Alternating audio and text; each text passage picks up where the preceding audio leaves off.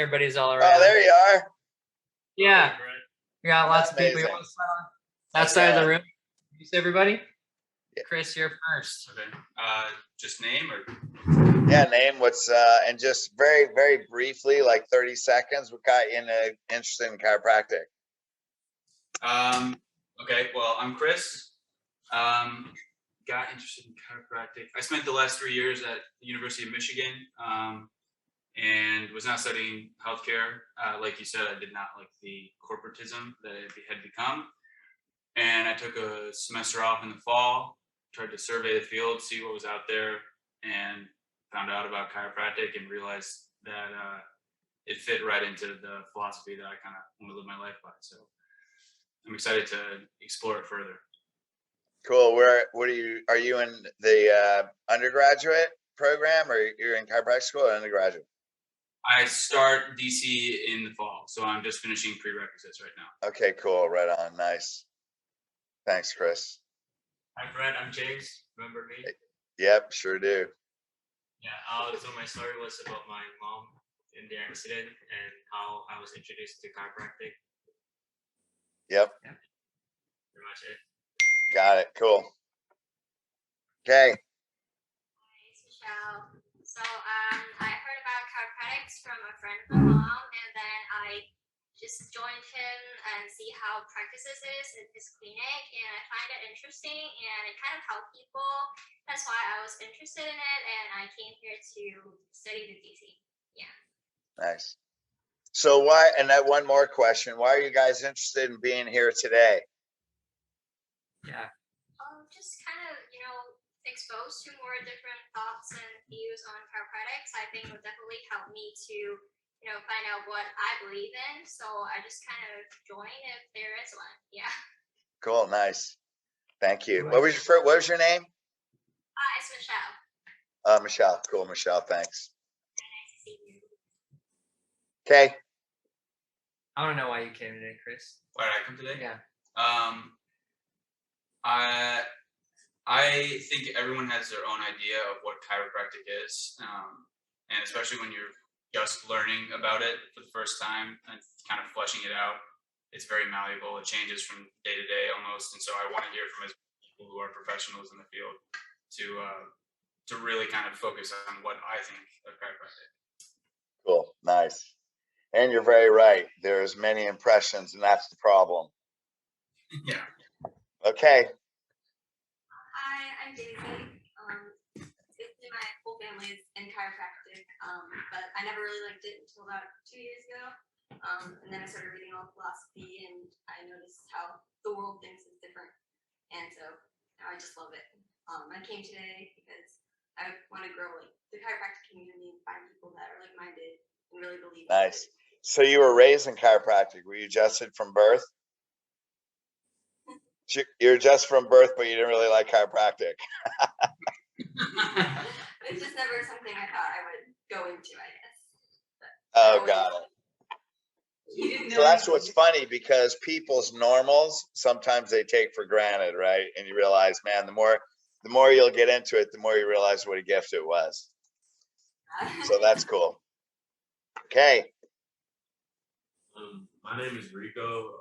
I came from Tuskegee University. I was an occupational therapy major there my freshman year.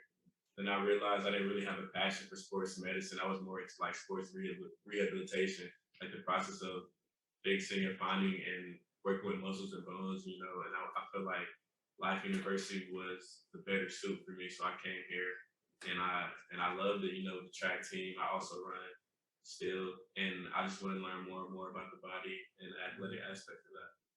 Nice. Cool, man. And why are you here today? I definitely want to become more knowledgeable on the topic of chiropractic. I feel like I only know with the book and what they preach to us so much. I want to get as much as possible, Yep. Cool, man. Awesome. Thanks. Next.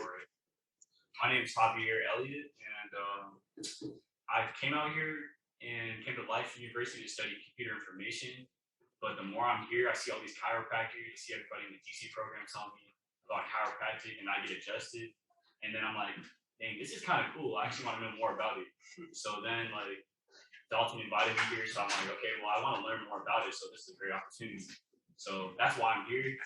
And I just keep an open mind. So I just want to learn as much as I can about everything. So that's why I'm interested in chiropractic. Awesome.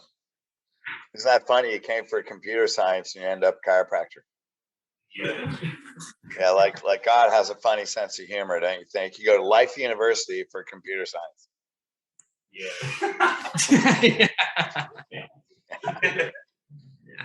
Okay.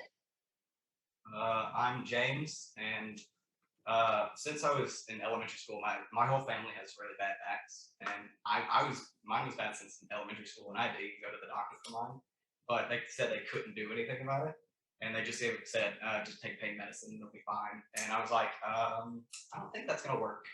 So I felt like chiropractic's there for just a lot of things that other doctors just can't do. So that's why I got really interested in it and started watching a ton of videos and thought, yeah, this sounds really fun and I think I can do some good for people. So you want to fix the people that no other doctors can fix. Pretty much. Yeah, how cool is that? And why are you here today, James? I've always been really shy, so I thought like getting around other people that like the same stuff as I did would really just help me get out of that. Nice. He's a drummer. Oh, cool. Right on. Who else do we have? Is it Dalton and Piari left, or is there more? No, we got more, and there's more coming in through the door. So I'm gonna adjust. Oh, there we go. Yeah. How's it going? Hey, guys, good. Hey, going Who good? do we have here? I'll go first. Hey, Alex, third quarter Life University here. What are we here? Third quarter DC. There's some undergrad students here too. So Oh, sweet. Yeah, DC student here. So I guess I came in a little late, so I'm not really sure what we're doing. I guess just like a little intro to why we're here. Is that correct? Yeah, what got you into chiropractic real quick and why are you here today? Absolutely. So I guess growing up, I was going to go to a PT, and I have my bachelor's in PT ready to go. But my brother was a DC student, and around that time, actually, like he kept talking to me about chiropractic, like how good it was. I was like, oh, that's okay, you know, like cool. But I'm good on a different route. But then I looked and I realized that my mom was actually in a really bad car accident and really messed up her shoulder. And the doctors basically said, all right, we're just going to go ahead and fuse the bottom three cervicals over here of your spine just to kind of stabilize it. And hopefully that will do something. Well, they went through the surgery, she asked them fused, and a couple weeks down the line, nothing changed at all. Like still pain, she can't even raise her shoulder up anymore. It was really bad. My brother comes back from chiropractic school on his break, and he like checks out her shoulder, and he does like just a couple adjustments, like I think 2-3 times a week to see how it is. And within the first week, she already got much more mobility in her shoulder. The pain was decreased from an 8 down to a 2 out of 10, based on her words. And just seeing that and living with that was a really eye-opening experience to me. And it really kind of drove me to where I am today, to where I want to basically be the first line of defense and to stop unnecessary surgeries from happening. I want to get to them first before they do that permanent option that there's a second choice. So why are you here today? I'm here today just to kind of meet more people, really kind of just talk chiropractic, experience what everyone else has, what their stories are, and to just kind of get more motivation to continue down my line. Sounds good. Right on. Thanks. So give us a brief. Who are you? What got you into chiropractic? And why are you here today? All right, well, hello everybody, not just on the computer screen, but I'm Ben. I'm also a third quarter DC student. What got me into chiropractic, honestly, when I was growing up, I always just wanted to help people, and I didn't really know what that was. So I always thought of being a doctor. I asked my parents, like, oh, I want to be a doctor. And they're like, okay, so you're going to go to medical school one day. I was like, okay, that's just what I knew, because no one in my family knew what chiropractic was. No one knew anything. So I was like, all right, I got to take all these science classes, and I hated it. I could not do biology for the life of me. So I was like, all right, screw that. I'm going to go into business.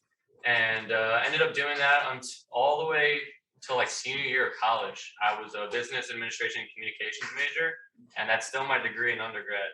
But something hit me senior year. I was like, you know what, I really don't want to do any of this, and I still really want to help people.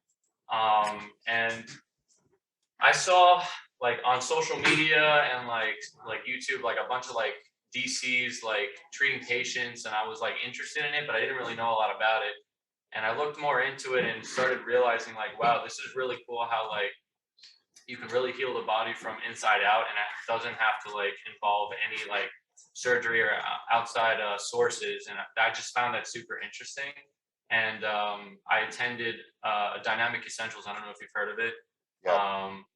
But and that like honestly changed my perspective on literally everything, and really it was like, okay, this is where I want to be, this is what I want to do for the rest of my life. And it kind Okay, of so became, why are you here today? I was invited by Dalton, and I was really intrigued, and I was like, you know what, if I get a chance to speak chiropractic and meet new people, kind of like what Alex was saying, I was like, I'm gonna take any chance I can. Okay, cool. Okay, we got a few more to go through, so I'm going to emphasize the word brief on the story. I appreciate you guys sharing.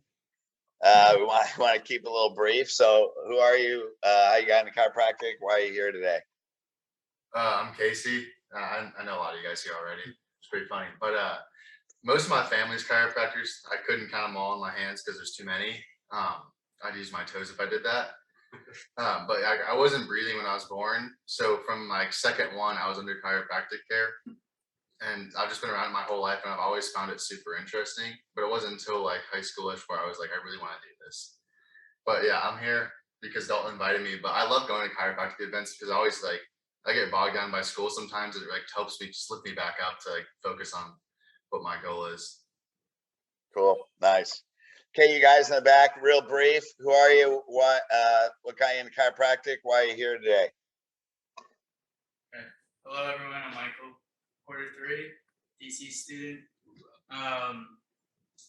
Yeah, so I got into chiropractic because medical profession failed us, right? Come on now. Yeah. Yeah, so long story short, along my way, like before I got into chiropractic, it was just one event after the other where I saw like close people to me lose their lives to like painkillers and antidepressants. So I wanted to figure out another way to heal people, and that's with your hands. And one of my best friends, he was a chiropractor, and same thing, like Ben said, I went to DE my first time before I even got to school. And that completely changed my perspective on the healthcare system. I was like, this is what I want to do. So that's what sparked my fire. That's why I'm here today. Nice. I'm going to talk to everyone about chiropractic and spread the word. So, yeah. So why are you here today? What's your first name again? I'm Michael. Yeah. Okay. Michael. Michael, got it. Why are you here today, Michael? I'm here because I love this shit, you know? Yeah, I like school, but it gets really boring. And Casey said it best. Like, you come to these events outside of school, and this is where you actually learn. This lights your fire. This is what ultimately like backs up your why. So, yeah. There you go. Okay, real quick, because I got to leave at 1:30. So, last dude. Hi guys, my name's Sam. The way I got introduced to chiropractic was through a physical therapy kind of mission trip, but it was more of like a shadowing experience. I wanted to pursue PT, but when I went to Costa Rica, I shadowed this one PT who also did some chiropractic as well. And the benefits and the miracles that I saw with adjusting the spine and adjusting the neck and all that, it just really opened my eyes to the power of the spine and the power that comes from being aligned. And from there, I totally ran with it. Like I came back home and I was like, I need to look more into this. And so I talked to a family friend who was a chiropractor. He pointed me to a clinic, or not a clinic, but he told me what to look for in a clinic. And then when I went to that clinic, I started working and seeing the real benefits of what chiropractic can do. And from there, I totally changed my whole outlook on PT, what I want to do, and I changed it to chiropractic. Cool, man. So why are you here today? I'm here today to first meet more people and also to be able to communicate chiropractic and just jump into it. Cool, nice. Right on. I have a feeling I know you, PR, and Dalton pretty well. So I don't Yeah, know if you guys can. It'd actually be kind of nice if you could get a little uncomfortable and get the majority of people in front of the screen, whether you have a pillow or sit on the floor or whatever you got to do. Would be a little bit nicer. It would help me out a bunch, so we can interact a little better. The lighting for him, you can see it better. So let's kind of do it as if the over screen's here? like right here. Yeah. Yeah. You see us better over there. Yeah, just now there's people on the couch and you're like, that's bullshit. I lost my comfortable seat.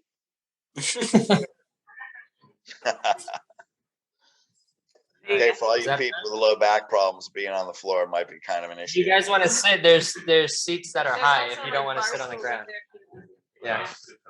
Yeah. All right. Can you see everybody, Fred? There you go. No better, right? Nice. Nice. Hey, there you go. Cool. Well, everybody, you're divinely directed into chiropractic, whether you may think that or not. It's a choice you made before you came here. That depends on your spiritual beliefs.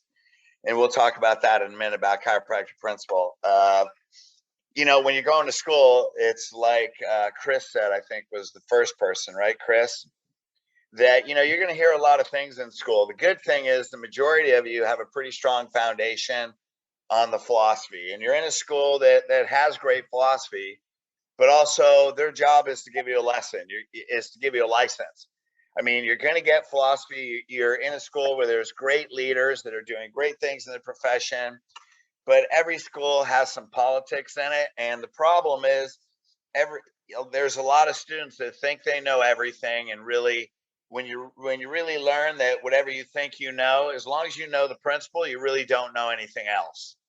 And then what you're going to learn in school, when you realize that you're going to go $300,000 in debt to get a license, and you're probably going to want to forget about 90% of the stuff that you learned, because they're not there to make you successful. They're not there to make you a great doctor. They're fortunately with the Life University, they're going to give you the principle.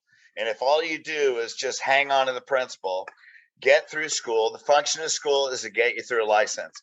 But other than that, you got to get it in your hands. And I've said this when I talked to students before. I said this last time. There's three things. If you get these three things, then you can practice anywhere. You'll be successful anywhere, and you'll be a great doctor, and you're going to make a difference in the world. And that is, you got to have the purpose. You got to have the purpose in your heart. You got to lead with your heart.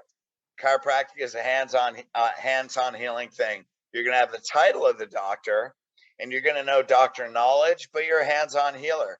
That means you came in with every gift to lay hands on people and help them heal. And BJ talks about the adjustment with the extra something. There's doctors that are mechanics, and then there's doctors that are healers. Your goal is to be a healer, not a mechanic. You're going to understand spinal biomechanics, but that adjustment with the extra something is why people heal, and that becomes their belief system. That's the principle of chiropractic. It's a spiritual law. Universal intelligence is the intelligence that not just runs the universe, that created the universe. It's a loving energy. Let that channel that love through you and move it through your hands. So when you have the purpose in your heart, you lead with your heart. Then you have the art in your hands. You need to work on getting the art in your hands. Adjusting is an art, and it's a physical skill that you have to train like freaking Michael Jordan or LeBron that shoots 1,000 free throws before they leave practice at night. You got to have that art so refined in your hands that you don't even have to think about it. And that's just going to take thousands of repetitions. And the more you get the repetitions before you graduate, you know, you just got to get the art in your hands. And then you got to get the message in your mouth. So if you can get the message come out of your mouth, you got the purpose in your heart, and you have the skill and the art in your hands, you can build a practice anywhere. Of course, then you got to learn how to run a business, and there's all these other things.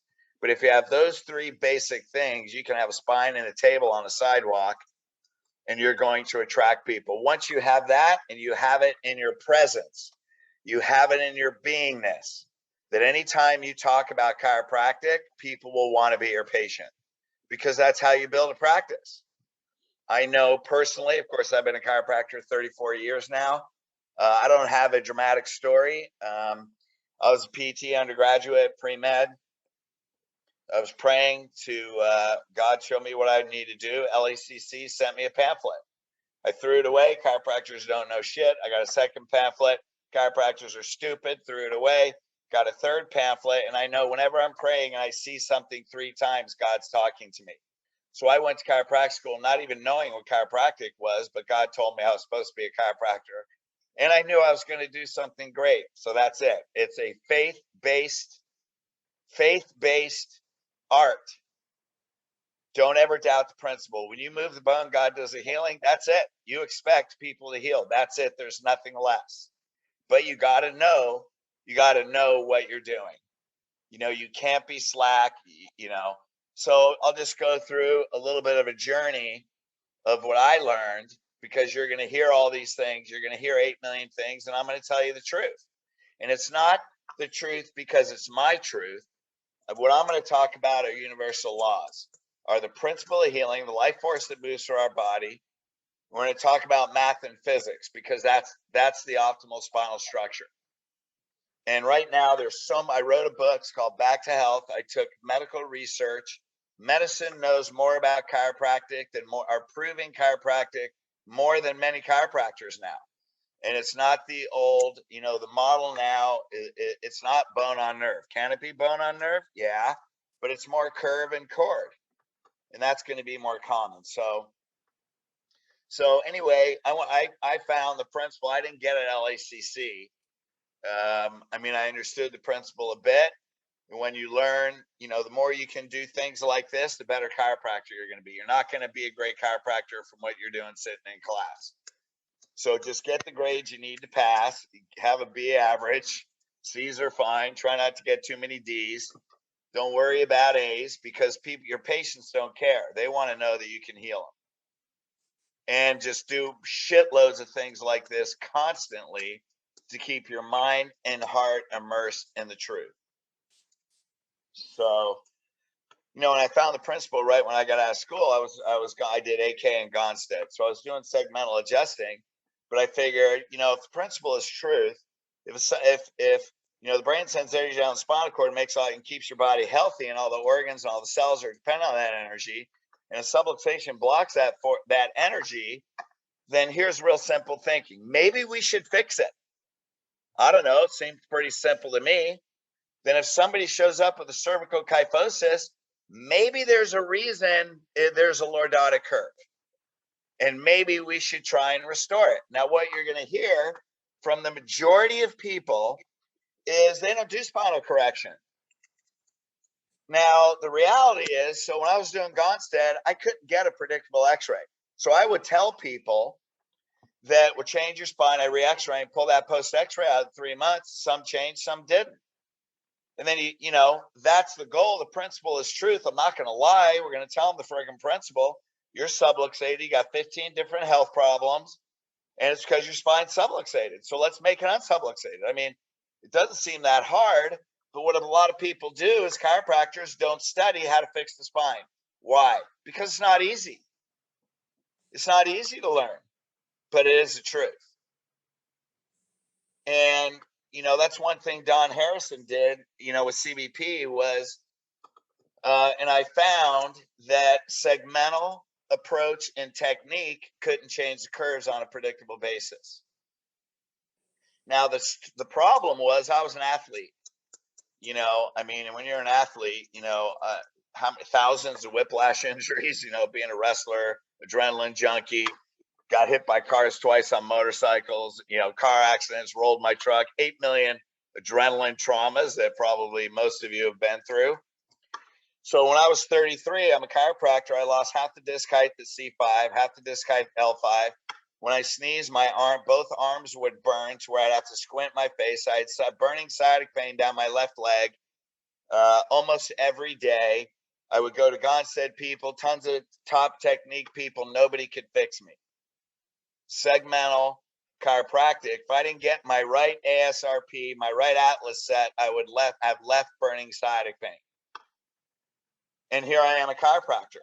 Yet I was well on my way to disability with degenerative discs.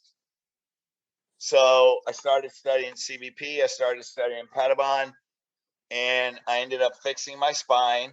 Back then, I've been a chiropractor 34 years now. So this was back in the 90s by that point. Probably you guys were some of you were probably just being born by then. But so it wasn't to the level that it is now. So it took me a while to fix my spine, but I ended up rehydrating the discs, correcting my spinal structure, and it gave me a new life. So now I have all healthy discs. I just turned 61 this year. So I have all healthy discs. I can bang down a Moga run. I probably train. I would, and Dalton would say this, I would probably take many of the people in the room, and I'm sure you guys are in great shape, and you would feel the pain if we worked out together. Plus, I'm a wrestler, so there's no way in hell I'm going to let you beat me. But that's another story. But we both would high five at the end and both be very sore the next day. But the bottom line is that I would be disabled if it wasn't for spinal correction. It literally regenerated my body. And it's math and science. And the reality is the normal optimal structure of the spine radially loads, meaning any compressive forces, whiplash injuries, the force is distributed through the whole curve. The reason people degenerate, you lose your structure, your spine's going to break down. Done. And that's just it's math and science. It's physics. And the next problem is when you lose the curves, you cause stress on the cord. Now, if you guys get this book, or I can send you a free ebook, it talks about medical studies that show the spinal cord will stretch like a rubber band. It puts your body in constant sympathetic stress. And people under basically you're on constant fight or flight. It's going to break down your immune system. It's going to drive your energy into the ground. You're going to develop autoimmune disease, cancer, organ problems. All kinds of problems are related. And medicine already knows this. Of course, they're still going to tell you to get a COVID shot, which is why, Naweed, you don't want to be in that anymore. But when the challenge with chiropractic, the gift and the challenge is that chiropractic works. And even before I fixed spines, I had people with cancers, MS, HIV, AIDS, all allergies. You name it, you adjust them. And the way your body works, you got mechanoreceptors in your spine. You put a force into the spine, stimulates mechanoreceptors, goes through your cerebellum, stimulates your autonomic nervous system, and your organs heal. It's a proprioceptive input. And that's it. It's a proprioceptive input, mechanical input to the spine that stimulates your autonomic nervous system. But it's no different than jump starting a dead battery. You'll still have a dead battery, but when you jump start it, hey, you can drive to the grocery store. And then you turn your keys off, you go buy your friggin' whatever groceries are, you come out, you better need to jump start it again. When you change the curves, it's like putting in a new battery, new alternator, and freaking tuning up your car into a 12-cylinder Ferrari. There is a difference. Now, the next problem is, so people think, I don't need x-rays, I don't need that. They haven't studied biomechanics. They don't know the truth. They understand the principle. They may be an artist. But when you see people that have history of accidents, you do motion studies, flexion, extension, x-rays, and you see the ligament injuries and all these problems, upper cervical subluxations with ligament tears. You set the wrong thing, you will disable a person. You are dealing with a spinal cord. and nerves. And to not know what you're adjusting into is malpractice. It's just bad practice. Done. Now, are there people, the thing is, Chiropractic Safe, are there people that go through their whole career without ever getting sued? Absolutely. Are their organ problems going to get better? Absolutely. And I learned this from Burl Pettibon. He's dead now, but fortunately I came through in a time in history and chiropractic where I learned from the creators of techniques. What's that? You went out for a second, but you're good. Yeah, the creators of techniques, man. Burl Pettibon, Deed Harrison. I never got adjusted by Don Harrison. Michael Kale started out with cervical. I mean, I didn't get adjusted by Clarence Gonstead, but it was old school philosophy, man. And people that don't take x-rays, they don't know, they don't understand. You're not changing the curve. If you don't change the curve, you can relieve stress today, but you're not changing the spinal cord. That's it. Burl Pettibon told me his statement was, he was big in spinal correction, was don't adjust me today for the sake of disease tomorrow. Meaning you don't change the way the spinal cord works, these people are going to get sick. So, but does chiropractic work? Absolutely. If you want to practice the full truth of chiropractic, practice spinal correction and do the hard thing. And that's what chiropractic is. BJ was in the spinal correction. He took pre and post x-rays. He's got pre and post x-rays in the green books, but now obviously our knowledge has changed. So I always used to say to myself, I don't ever want to go to court and have an MD outsmart me. I don't give a shit who orthopedist, what neurologist, what you say. You throw a pair of x-rays up, who's my patient or anybody else's patient, I will smoke you on biomechanics and get the judge and jury as patients.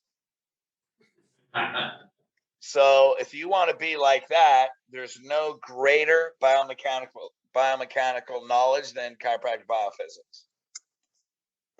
But I think that's our job. So if you don't know the most about spinal biomechanics and you're a chiropractor, I think that's a problem. Now, what are you going to hear? All kinds of other excuses. So what did Gonstead do? Well, we don't care about the curve because Nate put it that way. Well, that's just a bullshit reason. It is the truth, but it's a bullshit reason because you don't know biomechanics enough to change it. However, they're right in the sense that if I got a left thoracic translation, all your brain cares more about how you adapt to environment, that you can run and kill shit so you can eat and live, than it does your spinal structure. So if I have a right or left thoracic translation, I'm automatically going to have a right cervical translation. If I got a posterior thoracic translation, I'm automatically going to have a forward head posture. Your body's going to adapt to find center, and it will create a cervical kyphosis so you can run around and kill stuff and stand up straight. And that's the way it works. So if you don't know the normal coupling patterns, you don't understand biomechanics, you're not going to fix them. And what you're doing is, if you don't have a model that has an objective result that a patient can buy into, they're going to operate on how they feel. And then you're going to have a pain-based practice. And even if you preach the principle, over and over, you'll have a certain percentage that will get it, and you'll have a shitload of people that just won't care. If you have a highly principled practice, would you have a bigger volume practice than someone who's not principled? Absolutely. Does it mean you won't be successful? No. But what it means is, what is the average patient doing? So I came out of GE all fired up, got out of school, actually, funny story, I failed the boards the first time. And then we stopped doing our paperwork through LACC. So actually, by the end of the first year, I was seeing $250 a week as an associate in my own practice. Me and my buddy were about $250 a week each, but I failed the board, so I was practicing without a license and had a bigger practice than majority of people with a license. I don't necessarily recommend that strategy. It's called federal prison, but fortunately, I ended up passing the boards. Yeah. But so eventually I got to 500 a week, but at a 40 PVA. Your PVA is how many visits does the average person stay? So on 3 times a week on a spinal corrective program, 40 is 3 months. So 3 months, every 3 months, I had to build a new practice at 500 a week, which means every month I was losing 40 people. Some got the principle. That was hard work. So for 11 years, I had to do shitloads of marketing just to maintain where I was at. So there you got, started segmental, loved the principle, went spinal correction. Now the thing is, and so then I figured out, joined a bunch of different management groups, and none of them could answer why one person quit and another person brought their family. So after 11 years, I started studying human behavior. I asked myself 2 powerful questions. Now at 500 a week, I had a good bank account. I had a great life, but a totally personality, driven practice. And that becomes, then you become a prisoner to your purpose. Now you're stuck in a prison cell because you can't not work. So I asked myself, how do people make life-changing decisions? How do I get people to look at chiropractic like I do? I started studying human behavior, and then I started creating my own system. And I went from in 5 months, I went from 120 a day to 230 a day in 5 months with no marketing. Didn't do any marketing. We were seeing almost 250 people a day. And then all of a sudden I realized, shit, I'm going to see 1,000 a week here. And, I got 10,000 people driving by my office. And I realized it wasn't even impacting I didn't even feel like I was putting a dent in my community. I prayed over my schedule. And a year and a half later, I was coaching. And so that's what we teach now. And what Dalton is learning and what this group is about is a new model. When a patient comes in, they come in because they have back pain, neck pain, headaches.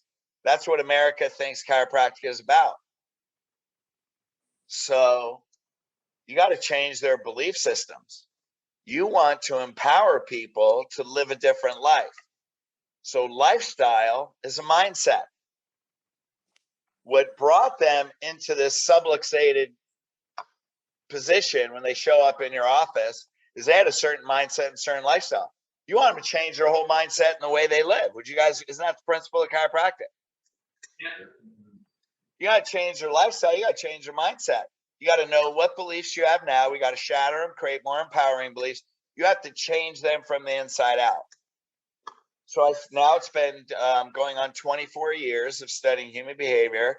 I went to Tony Robbins twice to learn how'd you get 15,000 people across the fire. I created boot camps. AJ's been to them. He'll talk to you in a sec. And what we do is chiropractic is actually a self-empowerment system with a healthcare application. Would you guys agree you want to empower people to live a better life? Absolutely. Absolutely. Well, if you don't know self-empowerment communication, how to change people's belief systems, literally on day one, how to change their mind on how they want to listen. You have like 30 minutes to be able to change their mind on how they want to live their life for the rest of their life. And if you think you're just going to get on an orange crate with a megaphone and blast the principal in their face and think 90% of, I tried that. Tried it. Some people will get it and a shitload won't because they just don't care. That's not how people work. So anyway, now what we do, the thing in Elite, so I started a coaching group 2008. So that's been 14 years. And we help people turn 90% of the people that walk into your door into lifestyle patients. But you got to learn psychology, man. You got to do the hard thing. Now, I have people that call me all the time. They have pain-based practices because they never learn this, and they burn out 10 years. Why? Because people talk about pain. They want to do sports injuries. They're rubbing on shoulders, checking knees. You know, they want to work on athletes because it's cool. I thought I wanted to work on pro athletes so I could say, hey, man, the Seattle Seahawks are my patients. And then you learn that they're just freaking injured all the time. They don't give a crap. They just want to get back out on the field. And they get paid a shitload of money, and they're not going to go through. I would rather adjust a baby that has asthma or an epileptic baby than I would adjust a pro athlete. Now, some people, they're in athletics and they're in all that. All the power to you. Just know you're going to be rubbing knees and doing all kinds of stuff, and that's great. You just got to decide, what do you want to be great at? And here's the thing, you can make that decision today. If you want to be a great chiropractor, keep the principle in your heart, learn spinal correction, live the truth, fix your own spine, and learn how to communicate on the highest level. Because when a new patient shows up, their life and the life of their family, immediate and extended family, is dependent on that 30 minutes. That's it. It's life or death in 30 minutes. You better know what you're talking about. And it's more than just a principle. And then when they lay on the table, you become a healer. You better have your art in your hands with so much confidence that there's no doubt. And then just a quick personal story, and I'll let AJ chime in. You know, when you believe that chiropractic is life or death, now they may not die that day, but every day subluxated is a slow death. And to me, that's torture. I'd rather shoot me in the head than die subluxated. You know, I mean, than live subluxated, I should say. So when you believe it's life or death, you're going to attract people that their life could be dependent on one adjustment. And I said this last time we were on this, and Dalton and PR, you know, I've had patients show up where that adjustment saved their life, where they were sent home to die. They're going to be dead within 48 hours. They look like death walking in, and you adjust them every day, and they live. So every adjustment, every person in front of you is life or death, whether it's today or 10 years or 30 years, doesn't matter. Everybody subluxated is dying a little bit every day. And you are here to do God's work and restore life. That's it. When that's your purpose and you don't care about anything else other than being a great chiropractor, learning spinal correction, getting the art in your hands, and learning how to communicate, you can go anywhere in the world and set up a practice instantly, because people will be drawn to you like a magnet. So that's what I have to say so far. Nice. Any questions, comments? May not know what questions asked. So I met AJ when he was in a friend of mine's office. He was just graduating LACC, and he's probably like a lot of you guys, you know, love the principle. Well, he grew up in chiropractic. He'll tell you a story. And immediately signed up for the boot camp. So I started coaching him. He's been in the boot camps, took over his dad's practice, and now he's kicking ass, you know, right out of the gate out of school. So Dr. AJ Goldberg, man, a great leader and great chiropractor, has a purpose in his heart, message in his mouth, and the art in his hands. Thanks, Fred. How's it going, guys? Doing pretty good. So, like Fred was saying, is that I'm actually a second generation chiropractor too. That my father's a chiropractor, and when I was young, what I noticed was I was really different than all my friends. I would hardly get sick, and I had a really good immune system. So when I was getting younger, when I was getting older, the times I didn't feel well, I felt ill. All I had to go to my dad. He would adjust me, and then I go to sleep. And that was the principle in our house, where let the body heal itself. Power that made the body heals the body. So every single time I felt a little ill, I would get adjusted. I'd sleep. My body would heal itself that night, and then I could go play with my friends. And then what I noticed about my friends was they would get sick for not just one day, but they would get sick for multiple days at a time. So growing up, it always made me feel confused and guilty why I would go to a chiropractor when I was sick, and all my friends had to go to a hospital, and they would suffer for way longer than I ever did, and all I got was adjusted.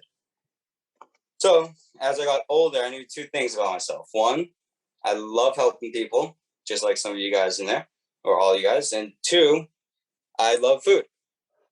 So I thought a few things I thought I was going to do with myself. One, I thought I was going to be a chef. The other, I thought I was going to be a surgeon. And the other, I thought I wanted to be a chiropractor like my father and follow his footsteps. So those were always my three choices. And then there was this one time where I got a really bad strep throat infection. And it was so severe that I had to go to the hospital, got treated, got great treatment. And I remember leaving the hospital. I remember walking down the really big, bright lighted hallway. I remember seeing the people in the different rooms in the corridors, and that bright light, the cold rooms, those people, they didn't look happy. They didn't look vibrant. They didn't look like they had any energy, and they looked like they just didn't want to be there. Now, at my father's office, the chiropractor office, people were always coming in with sickness and disease. But what I noticed that was so different than the hospital was that after they got healed and they got their spine corrected and they got healed from their sickness, they would keep coming back for the lifestyle. Not only would they come by themselves, but they would come they'd bring their whole family in, so that way the whole family could grow up in health instead of sickness. So once I noticed that difference, I said I wanted to be a chiropractor, and that was always the purpose. That's my father. Now he was excited. My father and I were really close, and we were like best friends. We'd hang out every weekend. So very young, I started getting the purpose sent into me. And I ended up going to chiropractic school at LACC, just like Fred. And when I was coming back, our plan was for me to come back into practice and for us to work together and for us to help families grow up in health instead of sickness. 2 months before I was about to graduate, I lost my best friend. My father passed away. And it started 7 years ago, originally, when he broke his wrist doing martial arts. We were martial artists, and there's one time he got kicked in the wrist and he had to have wrist surgery.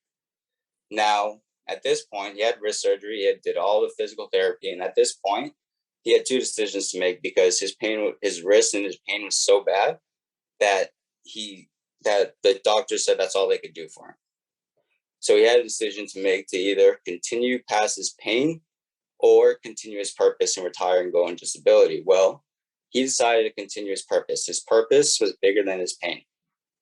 So every single day you go into the office and you heal people. What a lot of people didn't know was that every single adjustment you give, it caused him extreme pain in his wrist. The only way he knew how to continue his purpose was by taking the prescribed painkillers he got originally from his wrist surgery, which eventually led to his heart stopping. So I know what it's like to, not only was I growing up in chiropractic, but I also know what it's like to lose someone from an injury in failed medicine. And why Fred was saying so important earlier about learning the best you can be doctor was because you never know when that one adjustment is going to change someone's life forever. So right around this time was actually when I met Fred. And just like he was saying, I was interning at an office in California, one of his friends. And we had a meeting right during COVID right before COVID, where he wanted to spread the principle of purpose of chiropractic. He wanted to spread the principle. So through this meeting, I met Fred and he spoke his purpose, and his purpose, just like you guys are here today, revolutionary chiropractic. I said I want to be a part of that.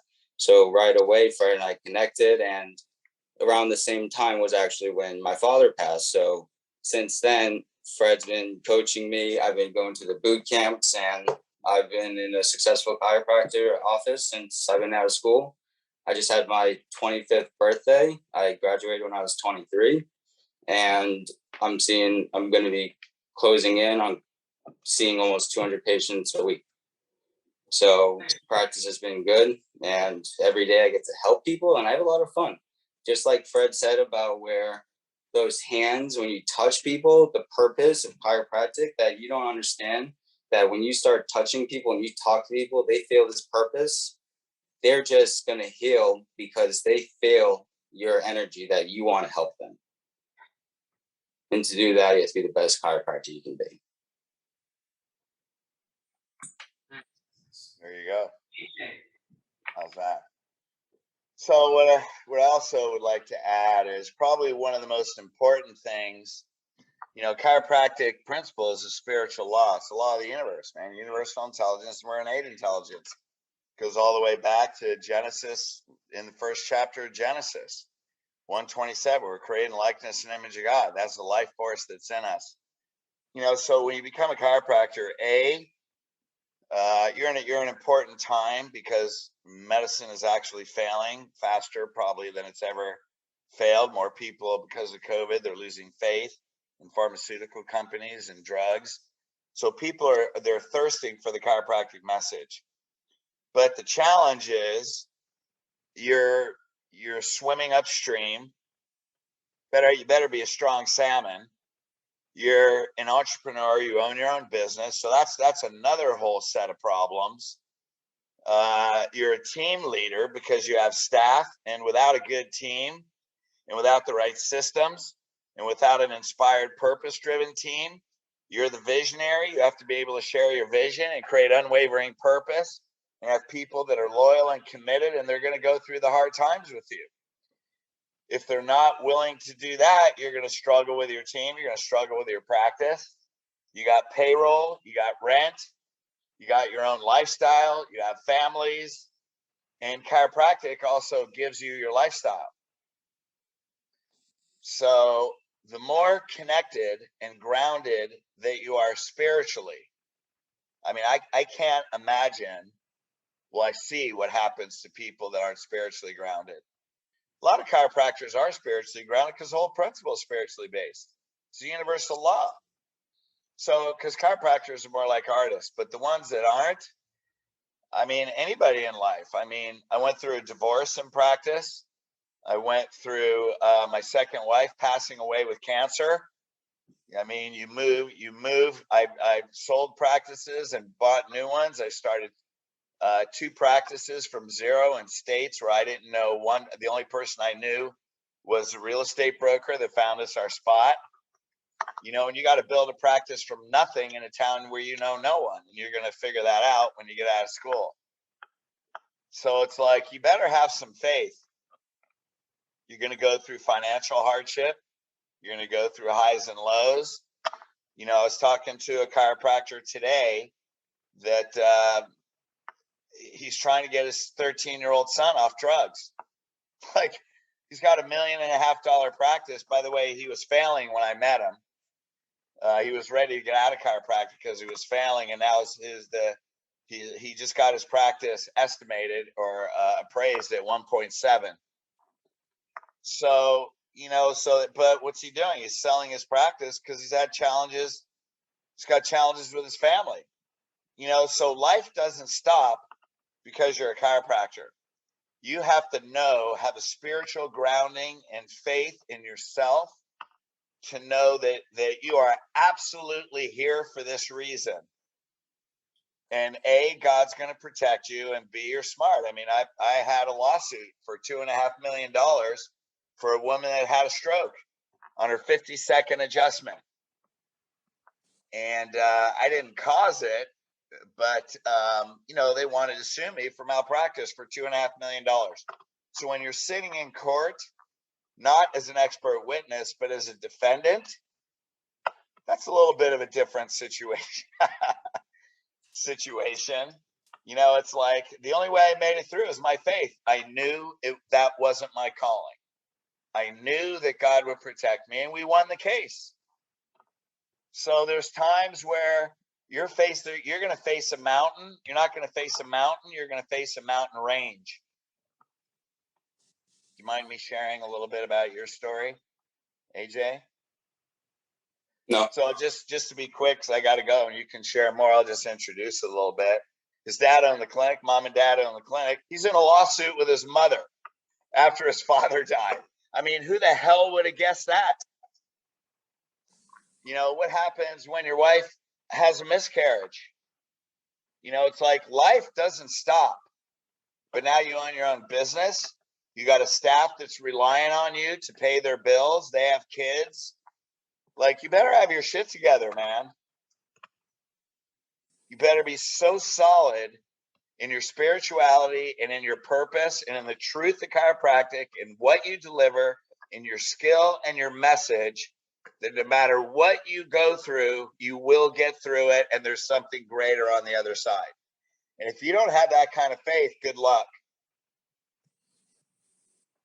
So your practice will only, and you can attest to this, AJ, your practice will only grow to the level of your own personal growth.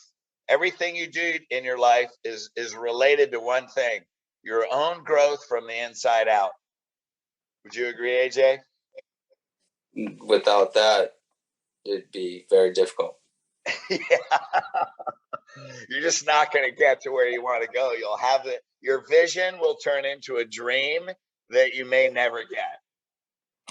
But visionaries got to bust their ass. Visionaries take action. Dreamers just dream.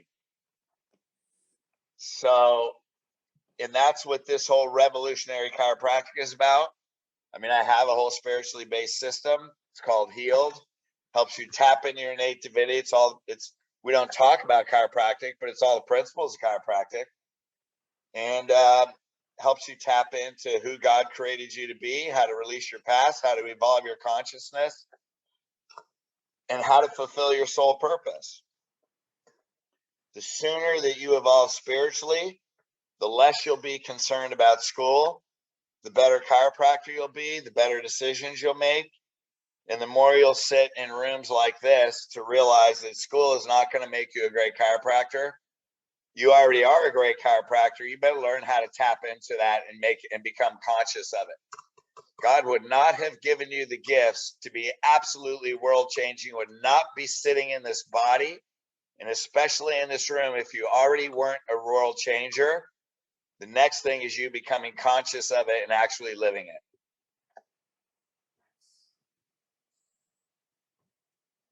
I'm just going to drop the mic after that one. Nice. So here you are. So I actually have a healing podcast I have to get to pretty soon. Healed with Dr. Fred. So I got to rock and roll. Any questions? What was the name of the book that you were just talking about? Back to health. Yeah, Back to Health. Found it. Can we get a email list for you, Fred? Yeah, send me an email list and we'll send you an ebook copy. You can go to Elite Coaching, ELITE. I personally don't do great with things digitally. I'm more kinesthetic. I like books in my hand. I think it's $20 or whatever. You read that book, your whole principle, belief, how you want to practice, everything will change. You'll probably know more about chiropractic and understand the spine and nervous system. Not that it goes into the science and neurology, but the relationship between posture and overall health and how you want to practice more than the majority of people, certainly probably more than anybody you're going to talk to in school. And certainly probably some of the belief systems of the professors or teachers that are teaching you. Because unfortunately with chiropractic, the biggest mistake that we made as a profession is we got 8 million techniques, 8 million different belief systems, and we confuse the hell out of the general public. And there is only one truth, man. It's the law. There's laws in physics and math. The whole universe is math, quantum physics, and it's life force energy. So, man, you just go with the universal laws. It works one way. God created this universe one way. Anything else is a person's opinion. Are there any books that you would suggest reading about what you just said with the biophysics of it? Oh, well, I mean, there's a whole technique, CBP. I mean, I would start with Back to Health. Back to health. And then there's a whole resources stuff in CBP. I mean, I don't know a ton of chiropractic philosophy books that I would read. I mean, there's great philosophy. I mean, you can come across a bunch of philosophy books. Okay, but this is also part of what we're doing with this group of people. So this is a good segue. I know you got to go, Fred. Where you at? I know you got to go, Fred. But we're gonna stick around and talk a little bit more about what we plan to do, like as a group here, and why we have gathered today. So this is thank you for taking the time to meet with us and stuff. And AJ, if you want to stick on too, I don't know if you have to go or not, but we got I got a whole presentation too. I know some people got to go. We can check the time. Thank you guys for being understanding about the thumbs and creating a technique that will be a little more interactive the next part. So anyways. Cool. Hey, thanks you guys for being here. I appreciate you taking the time. It's really an honor for me for you to come and listen. So I'm humbled by the fact that you take time out of your day, and I would love to have a relationship with all of you. And if we can lead you into being great chiropractors, man, get 90% of your patients in the lifestyle, get the message out there and make a difference in the world, and we can do that together, we're going to do amazing things together. Hey, also, what about them, the boot camp? Have you Oh yeah, decided- we're having a boot camp there June 3rd. So on June 3rd through the 5th, June 4th, Saturday, after 4 p.m., you can come to the boot camp. You'll be watching doctors role playing the day 2 art report of findings. But then we're going to have some wine. The doctors will have doctors there, elite doctors that you can talk to. I'll have doctors talking to you. You can ask questions. It's going to be awesome. You can interact with a bunch of really successful people, and certainly create relationships, because one day you're going to be out of school. So you never know what relationships you can create that's going to lead you to where your path should be, even if it's 5 or 6 years from now. Yeah. So yeah, come by the school, get a sign-up sheet, and let me know if you want to come by. It's in Buckhead at the Grand Hyatt.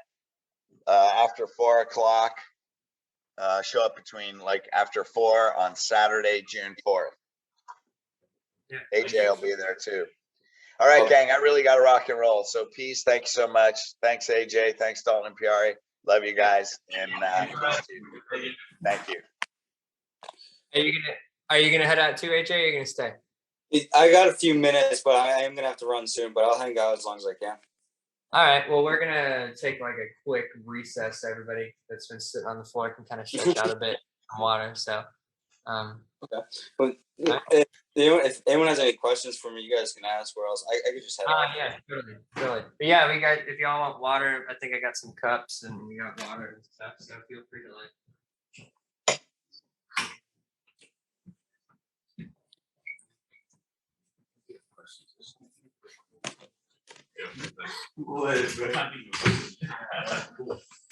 AJ, what technique do you use? I use a few different things. CBP, AK, Gonset, a little bit of all. I do a lot of Gonset extremity adjusting. And then apply a lot of CBP and do some AK with the muscle testing. That's awesome, dude. You said your family's chiropractor? What happened? You said your family has a bunch of chiropractors? No, that was the guy that was sitting next to me. I'm Gen 1 of chiropractic. Gen 1. Hey, it's got to start somewhere, right? Yeah, right? Might as well start the siege for planet. Absolutely. That's the way to do it. Yeah, I was lucky. My father always never pushed me to do it. I always wanted to do it, and then when I got to chiro school, I fell in love with it. Yeah, it's definitely way more exciting than being a medical doctor. Oh yeah, totally. Was there a question? No. Was that? I was tossed. But actually, so what is What is it? What? What is CBP? Chiropractic biophysics. Okay. And you mentioned that you use that when adjusting patients. So is it a type of technique, or is it like the science behind it? Yeah, there's something called mirror imaging adjusting. That's part of the CBP technique where you look a lot at the posture. So like Fred was saying, if you got a left thoracic and right circulation, you're pretty much putting the patient into the opposite motion and adjusting them. Oh, okay. Mm-hmm. All right. And what do you think is the best way to actually fix someone's curve? I've heard of cervical dental rolls and that kind of thing. Yeah, but CBP that's where it's all just like fixing the That's all CBP. Yeah, that's different techniques. Or like he was saying, that's all segmental. Like Gonstead is very segmental, like L3 on L4, and that's it. And then that's not as predictable as the CBP model. Right. Okay. Cool. Yeah. Yeah, because I have a reverse curve in my neck and reverse curve in my lumbars, no curve in my thoracics. So it's just a hot mess. I'm like, yeah, man. Go We're to idealspine.com. Yeah. Okay. That's the CBP website. They have a bunch of their research on their website. Cool. Really quick. I'd love to. Let's get a piece of paper. Can you write ideal spine down on that paper? Just write the boot camp in January. Ideal spine. Yeah, just make a list and we'll get all this information and be able to send it out to you guys. Sweet. So, all right. Let's see. You gotta get going. Yeah, if no one else got any other questions, I'm gonna get going. All right, dude. Hey, thank you so much for coming. We'll see you in a couple weeks. Yeah, see you guys in a couple weeks. I hope to see all of you at boot camp. Dalton, good to see you guys. Yeah. See you soon. All right, everybody. So this next part is why I decided that we wanted to create this group of people. We decided that it would be the revolutionary chiropractic movement. And this is our bubble brainstorming of the vision that we were having as to what we wanted this to be. So just give you a little bit intro of to myself. I know that I have met all of you because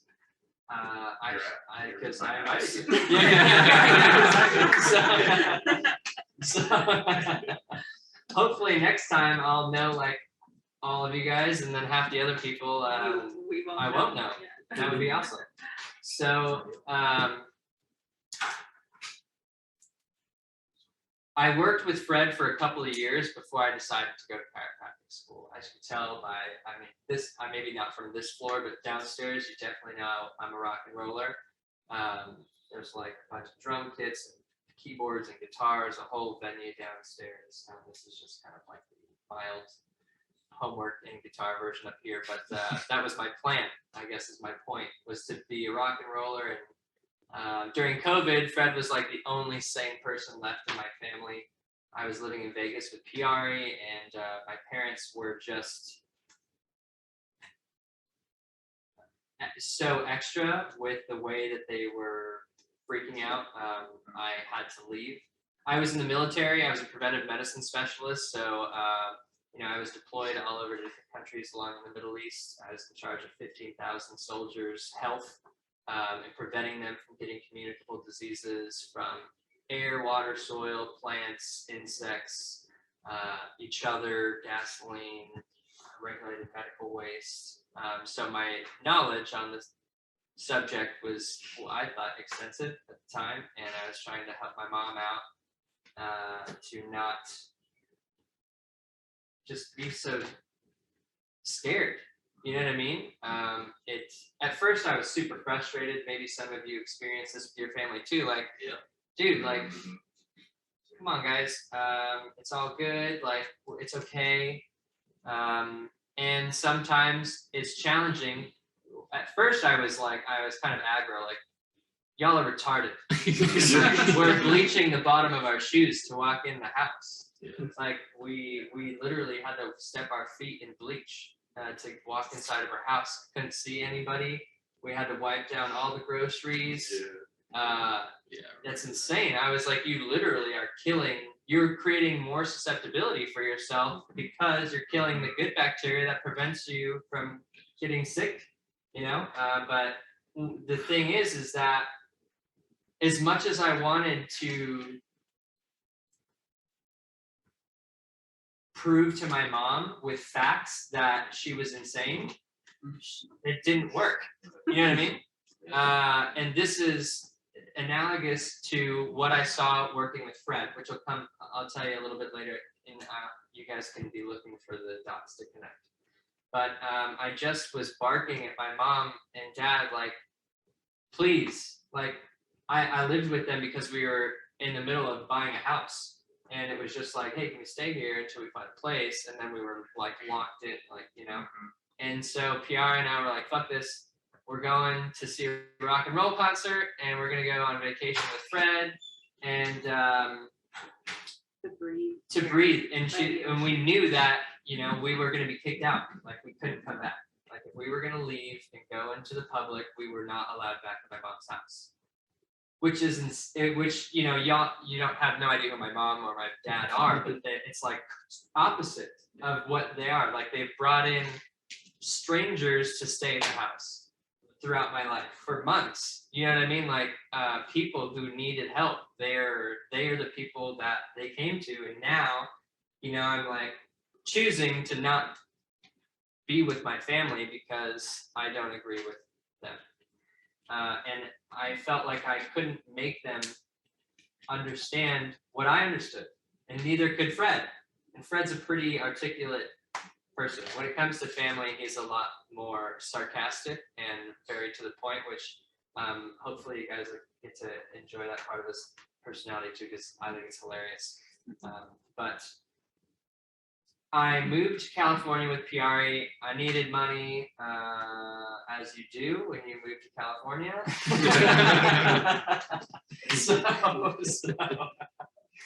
I was like, Fred was making these podcast videos that were just less than desirable looking. It looks like he filmed it on a Nokia or a brick phone, and it was 2019. So I was like, hey man, like, let me just record some stuff for you with my cell phone, and like, it'll look a billion times better. And so I started getting involved with Fred, working with him and going to all. Fred, I don't know if he described this. I was kind of in and out, but Fred is a chiropractic coach. He teaches other chiropractors how to, like he was talking about, human psychology. He teaches chiropractors, really has personal relationships with chiropractors. They call him all the time as part of like the deal when you work with him. They're calling him, like he said, he's got AJ's mom is suing him. So what part of chiropractic school teaches you how to deal with something like that? Fred is a resource for the people that are involved with him, and he has personally been through an incredible amount of adversity and just random situations that he is always there to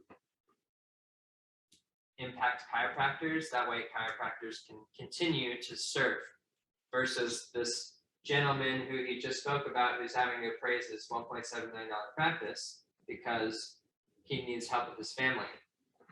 So what does that mean?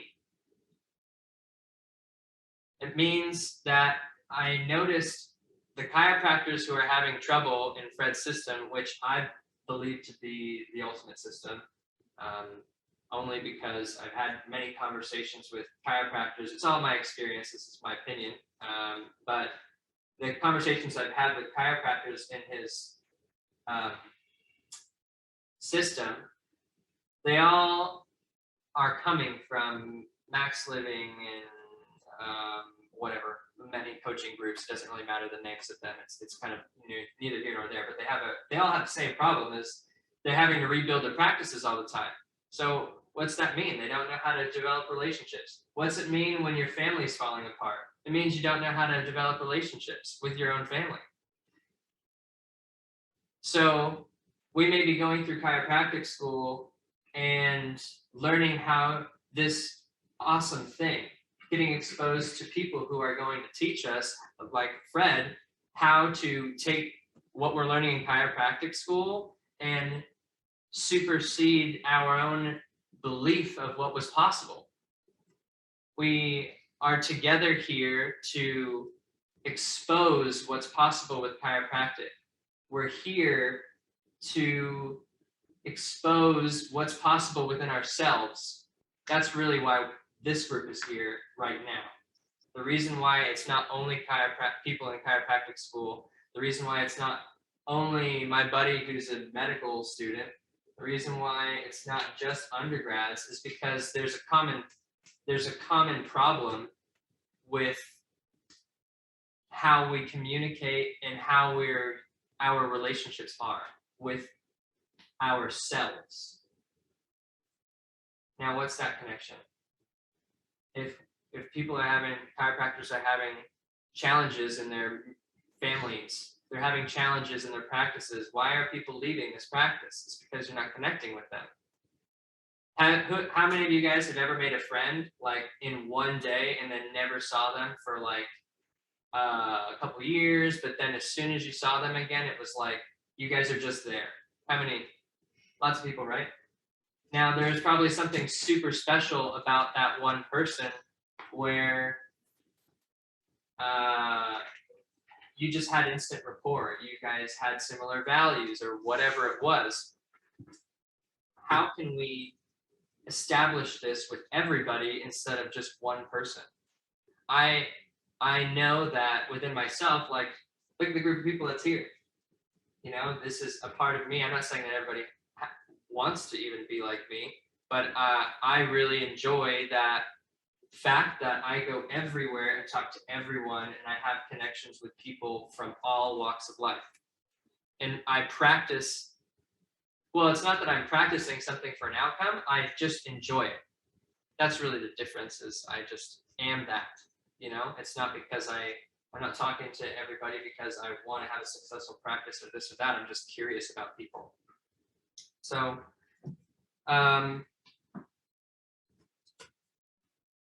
the first bubbles out of the revolutionary chiropractic movement are creativity, physical fitness, education, chiropractic, having visions or goals, community, entrepreneurship, leadership, and self-empowerment. These would be the main things that we're focusing on.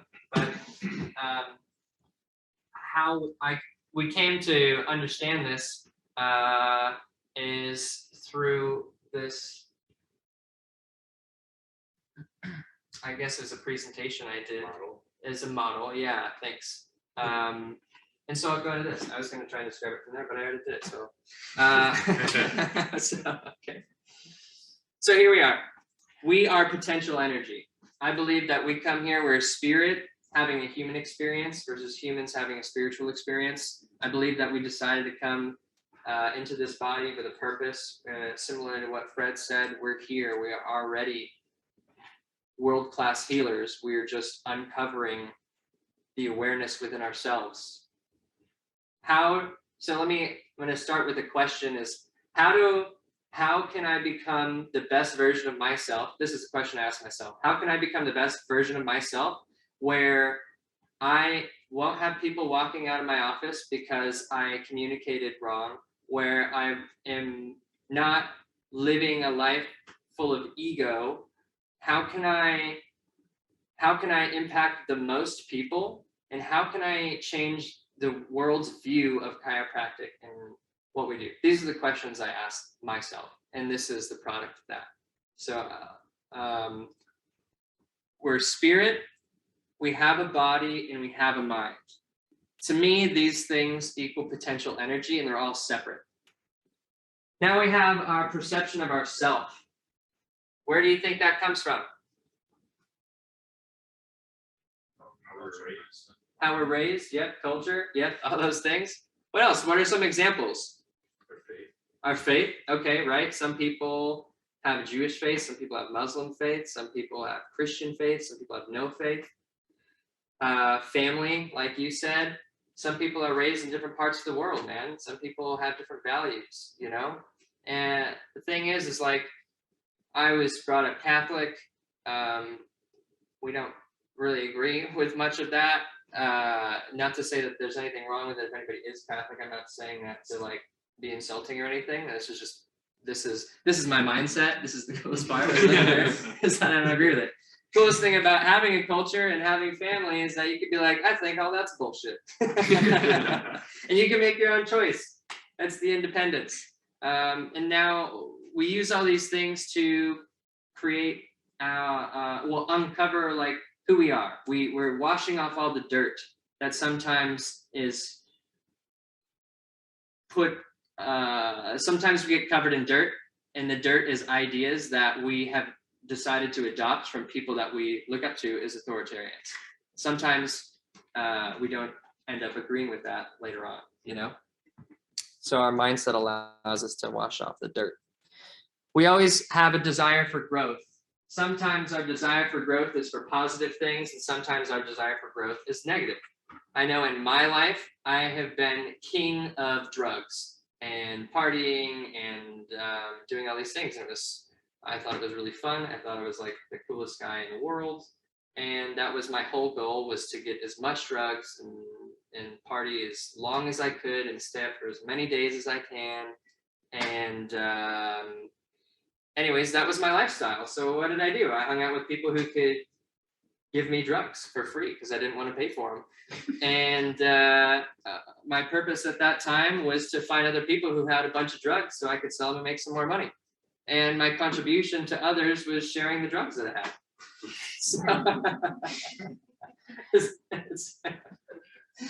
So we always have a desire for growth. We just may not always be putting it in a direction that's serving. Well, I guess I was serving my friends drugs, but not in a maybe an honorable way. Yeah, it was, yeah. So, you know what I mean? So now, after going with Fred, we have lifestyle. My lifestyle is meeting with people like you and not having drugs. My purpose is to share my philosophy with others because I feel like most people want what I want. And not everybody may, and that's okay. If you leave here today and you're like, oh, that was cool, whatever, it's all good, that's fine. So no hard feelings, whatever. And I hope you find the best way to fulfill your purpose. And my contribution now is being able to, again, I'm repeating myself, but share this with everybody and create leaders so you all could be maybe in what I'm doing somewhere else, or with us in a world-class way. How many of you guys are international? 1, 2 people? Okay. So I know that there's a couple more international people that we have that want to be changing chiropractic laws in other countries. In Australia, you can't even take an x-ray. You can't adjust children. I know there's some limitations where you're at and some weird belief systems, and that's not fair. So we got to change it. Right. All right, this is the cool part. This is the unconditional kinetic love. Is this relationship between chiropractic self-empowerment and human ecology. We all know what chiropractic is. We may know what self-empowerment is. And human ecology is our relationship with our environment. A lot of people would say, you know, it's climate change and sun and moon and earth and trees and animals and food and all these kinds of things, which is true. For me, how it relates here is going to come later. Maybe with a click in it, going to come later. All right. The product of potential energy and unconditional kinetic love is universal energy. Chiropractic is the connection between our spirit and our body. Would you agree with that? Yeah. Okay. It's our life force energy. We're turning off, get an adjustment, and get right back on. Self-empowerment is the connection between our spirit and our mind. A lot of us think that we are our thoughts and experiences, and that is an illusion. You are not your thoughts, and you are not your experiences. You have thoughts, and you have experiences, but that isn't who you are. We are a spirit. We have divine wisdom. We're always hearing, like we always have the capability to hear divine messages. We just have to turn off the noise. And sometimes our thoughts are louder than The noise is louder than the divine message. the noise is louder than the divine message. Exactly. See, we should switch thoughts. Dude, I could use a seat. And human ecology is a manifestation of us using our minds as a tool and our bodies as a tool to impact our environment. All right. Okay. The product of our perception of self and our desire for growth is fulfillment. Like I said, at one time, my perception of myself was I was king of drugs and I was untouchable. I was unkillable. I could drive 100,000 miles an hour and not die. And I would grow in that sort of lifestyle. I thought I was going to be a millionaire living on top of the strip. And I wasn't a millionaire, but I did feel like it. And I felt fulfilled because that's what I wanted. You know, I got everything that I wanted. Now, my perception of self is a leader in my community. I am eternally grateful for the experiences of my life. I'm grateful that I've almost died 1 million times. I'm grateful that I've had friends that are living now because of our relationship through drugs. And ironically, I believe the drugs saved their lives. It's just a perception, you know, and I'm sure that maybe some of you have had experiences in your life where people may say that that was a negative thing and they look down on you, but it doesn't have to be. I am also fully responsible for every experience I've had in my life. I am not a victim of any of my experiences. I could have said, you know, I was a victim of sexual abuse, drug abuse, physical abuse, but it was all my fault. So not to say that everybody had my experiences or my same perception, but I feel that the reason that I'm here today as a leader is because I've been through a self-empowerment system, which we'll talk about in a second, Fred's empowerment system called HEALED. And my beliefs now lead to the outcomes that I want. My beliefs when I felt like a victim never led me to an outcome that I felt like I wanted. So our culture starts to change. The people I started to hang out with started to be like you guys. My lifestyle started to change. I started to sleep at night. For not 2 or 3 days a month. I'd sleep for, you know. My purpose has changed. My family dynamic is vastly different. My brother and my father are both police officers in Las Vegas. And without getting into a long story, I used to import cocaine and Molly and all kinds of drugs with the Italian, Russian, and the Colombian mob into Las Vegas. And they were not happy with me. And I mean, they didn't know all of those details, maybe it's exact, but I was just not getting along with them.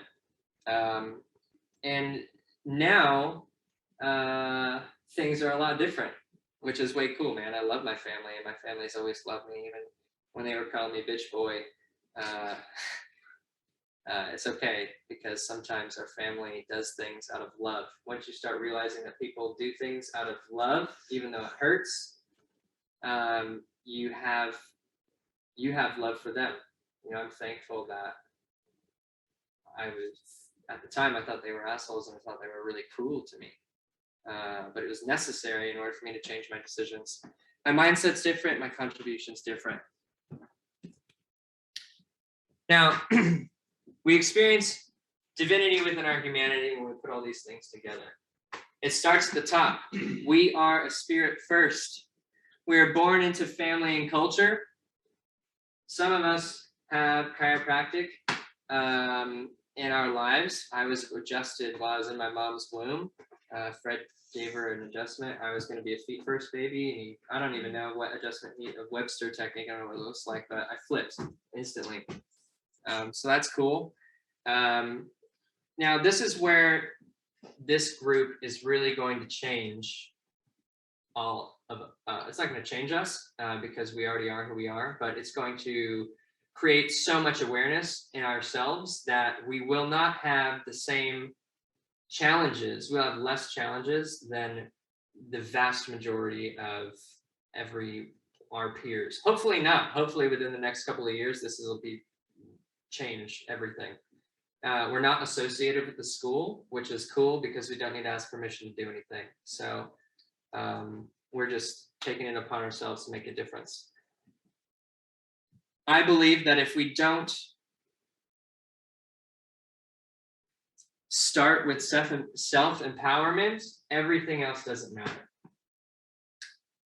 Because you could be the world's greatest adjuster, but if you don't know how to communicate with somebody, they're going to walk out. And like Fred said, maybe that person's going to die in a couple of years because you just didn't even know how to connect. You just wanted to tell them what was wrong. And they're like, hey, you got a kyphotic spine, and that means your liver's not working. Don't you understand? This is the conversation I had with my mom. Don't you understand? You're actually screwing yourself by cleaning all these things. But yelling at somebody doesn't change anything. Not so that you maybe you will yell at your patients because sometimes they just have massive thinking errors, and that's fine. But hopefully you don't. You won't if you go through self-empowerment.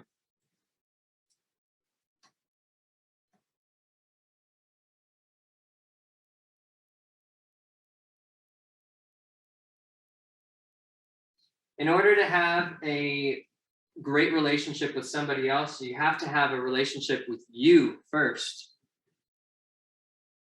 How are you going to empower an 8-year-old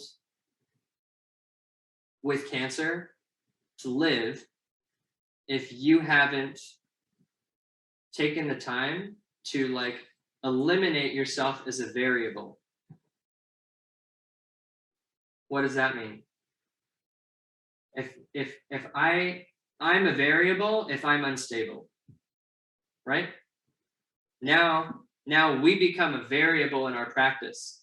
That can't happen.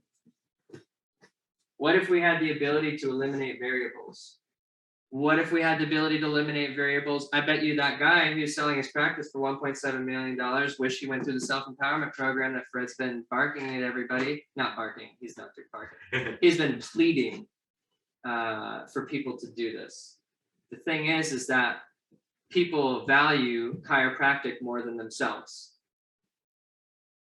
How is that good?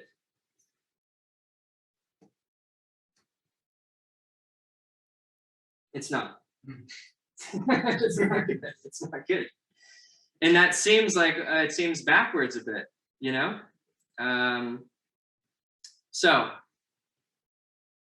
what I want to do is get to this human ecology part, which will be, we'll learn chiropractic, but only after you empower yourself. So in this group, you know, you'll be exposed to chiropractic things. It's not going to be like Nazism where you're not allowed to talk about chiropractic. Like if y'all want to stick around for adjustments after this, we could do that or learn from each other or something. You know what I mean? So, but we're not going to take time out of our group sessions to learn about chiropractic until you go through self-empowerment. So my vision of this is go through self-empowerment system. HEALED, it's an acronym. Honor God within yourself. Exercise loving yourself and others. Accept and forgive yourself and others. Living in the now. Establish a purpose and mission. And deliver to the world. Going through the system, I've been through it 3 or 4 times. Every time I go through it, it's different. It's just like a new level of awareness. And the reason I understand chiropractic and can do the things that some of the chiropractors in elite that have $1 million practice can't do is because of this program. and hopefully that they come to a point where they're doing it. But I refuse to be a part of a program that is, I feel like, skipping steps because it's doing a disservice to all of us. There's a lot of things that I feel are setting us up for potential roadblocks in the future because we're not focusing on ourselves. How many of you guys have ever had to pay rent before? Okay. Anybody who has never had a job? Everybody's had a job? Never had a job? It's okay if you're not. I'm not judging. I'm just curious. Has anybody ever managed someone else, like is like a team or something like that? Okay, a few of us. Okay, so everybody's got like mixed experience, right? Some of us have something, some of us don't. Has anybody ever been married before? Okay.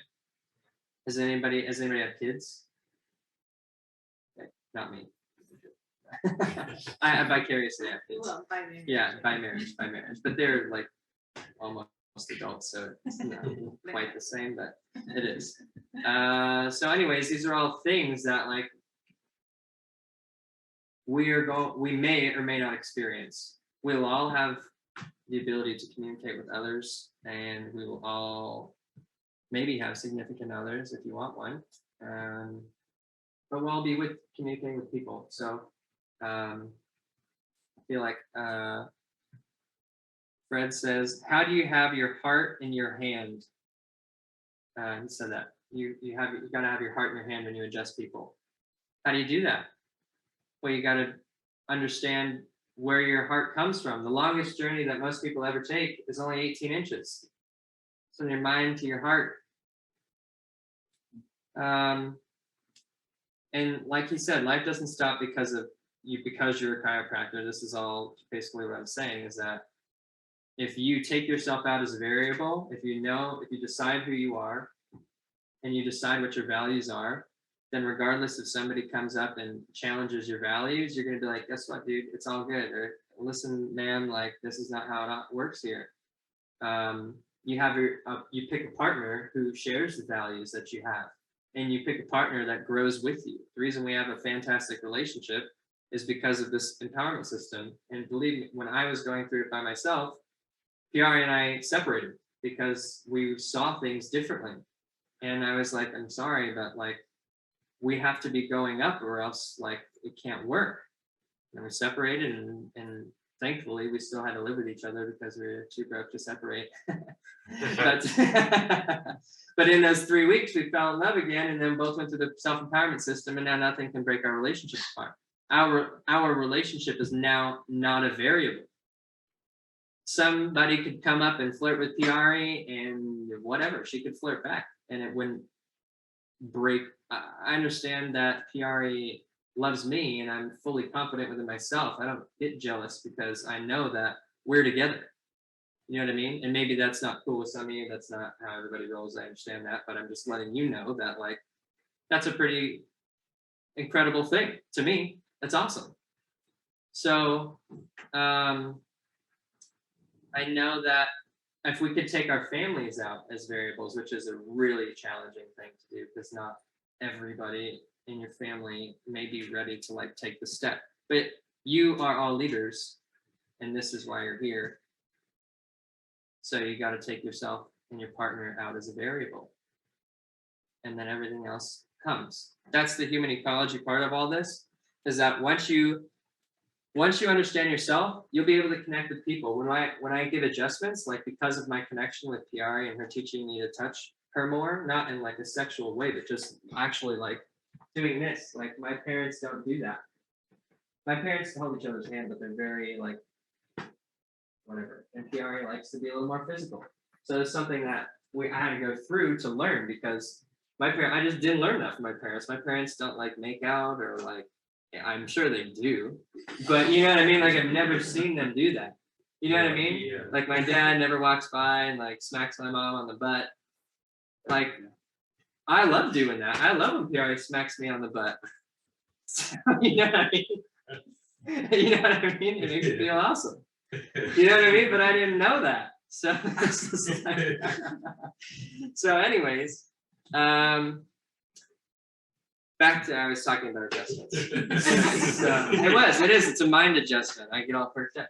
Anyways, so connecting with her, I talked about touching because like when we go to make an adjustment, when we were teaching Sam the other day, even adjusting the opposite sex, you know, maybe you feel like, oh, I don't know, like maybe this is a big breasted woman and I don't want her to feel like I'm trying to make a move on her, or maybe whatever, it doesn't matter.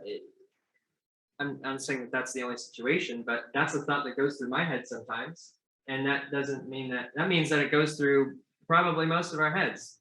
So the thing is that if you could take that thought out of your mind, you just know you're adjusting, then they're not going to feel like they're not going to question that because you're certain that that's not your intention. But if you're like, I hope this woman doesn't feel like I'm touching her weird, or I'm sure it goes for men too, you know what I mean? Or, you know, I'm not just saying it is for women, but you know, whatever. You have to connect in order to give a life-changing adjustment. You have to be touching somebody's body. You have to be a part of them. You have to be one. Being a chiropractor is intimate. So if you don't know how to be intimate or you haven't had a lot of practice, this is something that we're going to learn how to do. And you learn how to be intimate with yourself first. Then you learn how to be intimate with others. So we're going to create leaders and we're going to empower each other and go through this system together. We're going to learn how to use our bodies. That's what, you know, Fred says you got to have skill in your body. You know, I was teaching Sam how to do an adjustment the other day, and he does cervicals this way like a champ. But when it comes to left-handed, it's like, so why is that? It's because we're taught to use one side of our body. Fighters, not all fighters, but some fighters are taught to be ambidextrous. In order to be a world-class adjuster, you have to be ambidextrous. So how do you do that? You have to tell yourself, I'm ambidextrous, even if you haven't had a lot of practice. You are, if you pick up a pen and write with your left hand, you are now ambidextrous. It's that simple. You can change your mind and change who you believe you are instantly if you just decide that that's how it works. So how do you do that? With a lot of practice, because sometimes it takes a lot of practice, but once you catch on, you're like, I'm ambidextrous, I'm a self-empowerment coach, I'm a chiropractor, and you just start telling people, I'm a rock star, I'm doing this, and I'm doing that, and then all these doors just start opening because you just tell people who you are, and everything works out. So we're going to learn how to use our body through meeting together, through yoga, through some fighting techniques. As in the military, and that's a very ambidextrous thing. They teach you how to get choked out on your left and on right. Not to say that everybody has to get choked out, but like, just saying, maybe you're going to learn how to throw a punch with your right and your left hand. You be confident that you can defend yourself at least a little bit, you know? But these movements are like hitting a baseball with your right hand with a baseball bat, or hitting a baseball with your left hand. Being able to do this or do this really quickly, that's something that you need with an occiput lift. I don't know if you like to golf, swing something, do something, doesn't matter. We're going to learn how to use our body and use our mind first. And then once we have a baseline, there is a level of like graduation, then we will move on to learning how to be chiropractors, and it'll just be way easier. Because most of the time I've been to lots of adjusting seminars, and a lot of it is like teaching somebody how not to be scared to just touch somebody. What does that mean? It's like, it's all in their mind. It's this whole thing. It's all fucked to me. It's like such a waste of time. You spend thousands of dollars learning how to adjust somebody, and really all you're learning how to do is to be comfortable touching somebody and like asking for permission. So you're basically paying $1,000 to ask somebody if you can touch them because you're not comfortable within yourself. That's nuts. Why don't you learn how to be comfortable within yourself, so then your $1,000 will actually get you out of your head and you just do it. You know what I mean? You'd spend less money, you know? So everybody's an artist. We're going to do creative stuff. Learn how to paint, draw, sing, play music. We got a whole band downstairs. These are all the things that we're trying to do. We're exposing you guys to things that you may not have tried on your own. and showing you that you have the ability to do everything, that you're not limited. The only thing that you have a choice to choose to do something. Your limitation comes from your choice to not do it, not because you can't.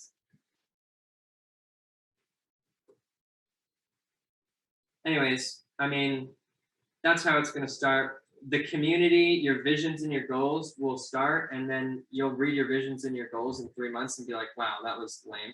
I can have way bigger visions. I have way bigger goals. And not to say that you have, it's cool to see. It's not that it's lame. It's just like, fuck, man, I can't wait to, like, what's 6 months from now going to be like? You know what I mean? Like, I'm thinking about the world now. I was thinking about just like having a great relationship with PRA 2 years ago. You know what I mean? That's crazy. Like, it's awesome. We'll eventually get into entrepreneurship, how to think like an entrepreneur, running businesses, how to use finances. I don't know if y'all ever had taxes, but running $1 million business probably is a tax sheet that you've never filled out before. So not to say that it would be boring, but like we're going to learn or teach you guys how to make your business into like nonprofits, how to use the current system to benefit your practice, how to use research and development as part of a way where you're not paying money out. You can actually spend more money and pay less. So you can learn and do the hard stuff to become a world-class leader. Again, the community is just going to happen. You and your family are going to change. Your peers are going to change. The professors that we go through, the people who are in undergrad, we will change the professors that are there. And the people that are going through chiropractic school now are going to prime them for this class that's coming in that's going to fucking change the world. And not to say that you guys aren't, but like they're going to see a pattern by the time we come. You guys will be the start. Let's see, international development, we got ambidextrous stuff, we got, oh, okay, so here's the deal, guys.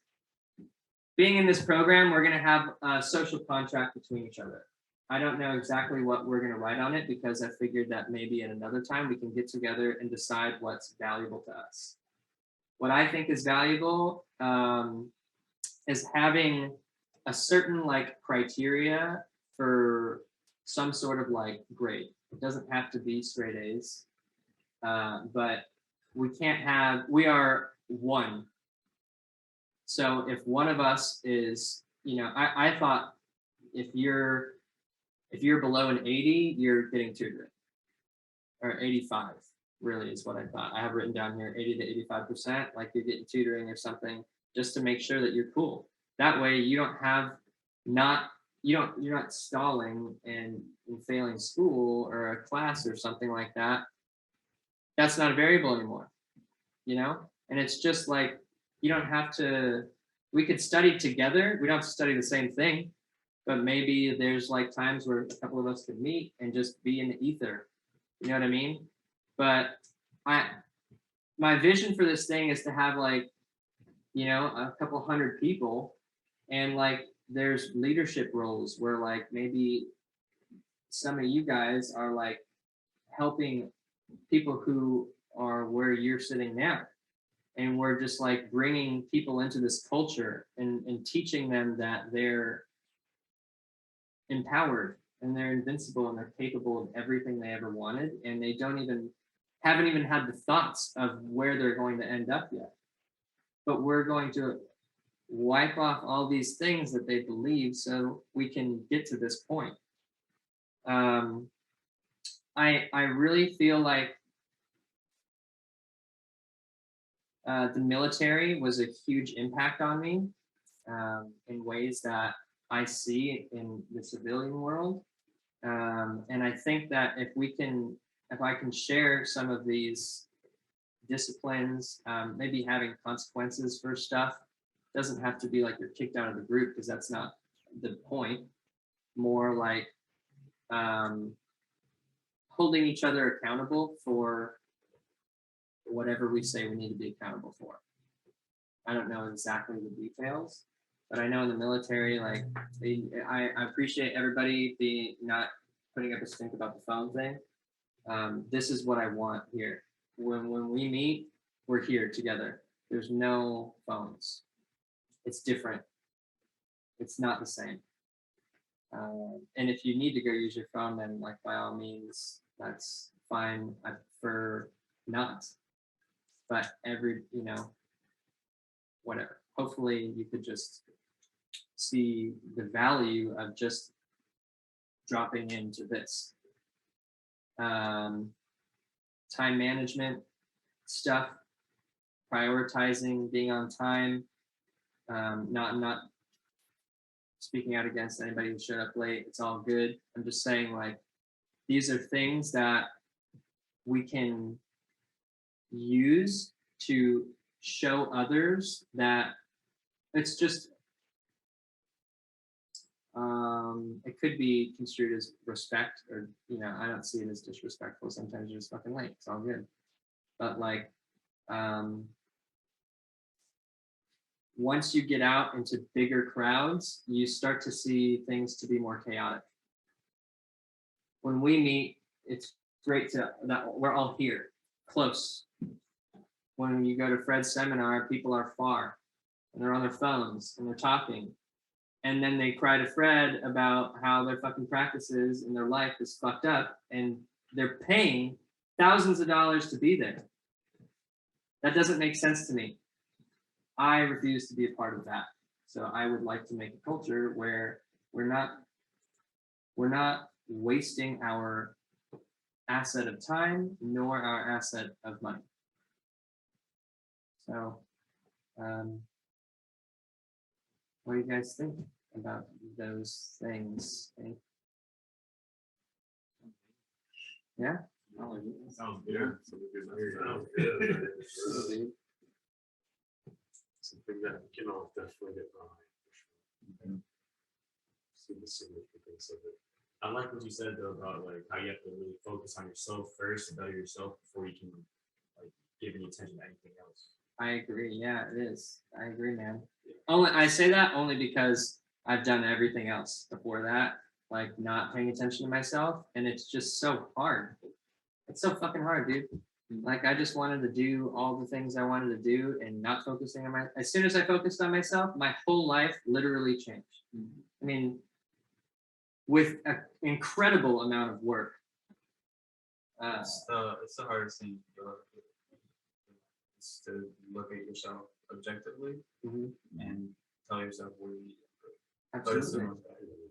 Absolutely. It's also the easiest. Right. Once you get over your own ego and you really see like, okay, you're gonna listen to what you're seeing. All of your relationships change. Yeah, dude. I'm sorry, I cut you off. That's good. That was it. I'm super amped about self-empowerment, as you could probably tell. I'm like, fucking yeah, everything changes. It's awesome. Like, it's so cool, man. Like, the people at the grocery store, everywhere I go, somebody knows who I am. And it's not that they know who I am. I know who they are. I know what they do on Sunday. I know that they ice skated when they were 4. And they're 68 years old. Like, I know intimate things about everybody that I meet. That is awesome. And I know their names. Like, how cool would it be if you knew 1,000 strangers' names outside of the people you already know? And like what their kids' favorite lunch is. One even if it's a super obscure thing, you know their name, you know their face, and you know one random thing about them that you can remind them that I can just say like, hey, how's your dog Sadie?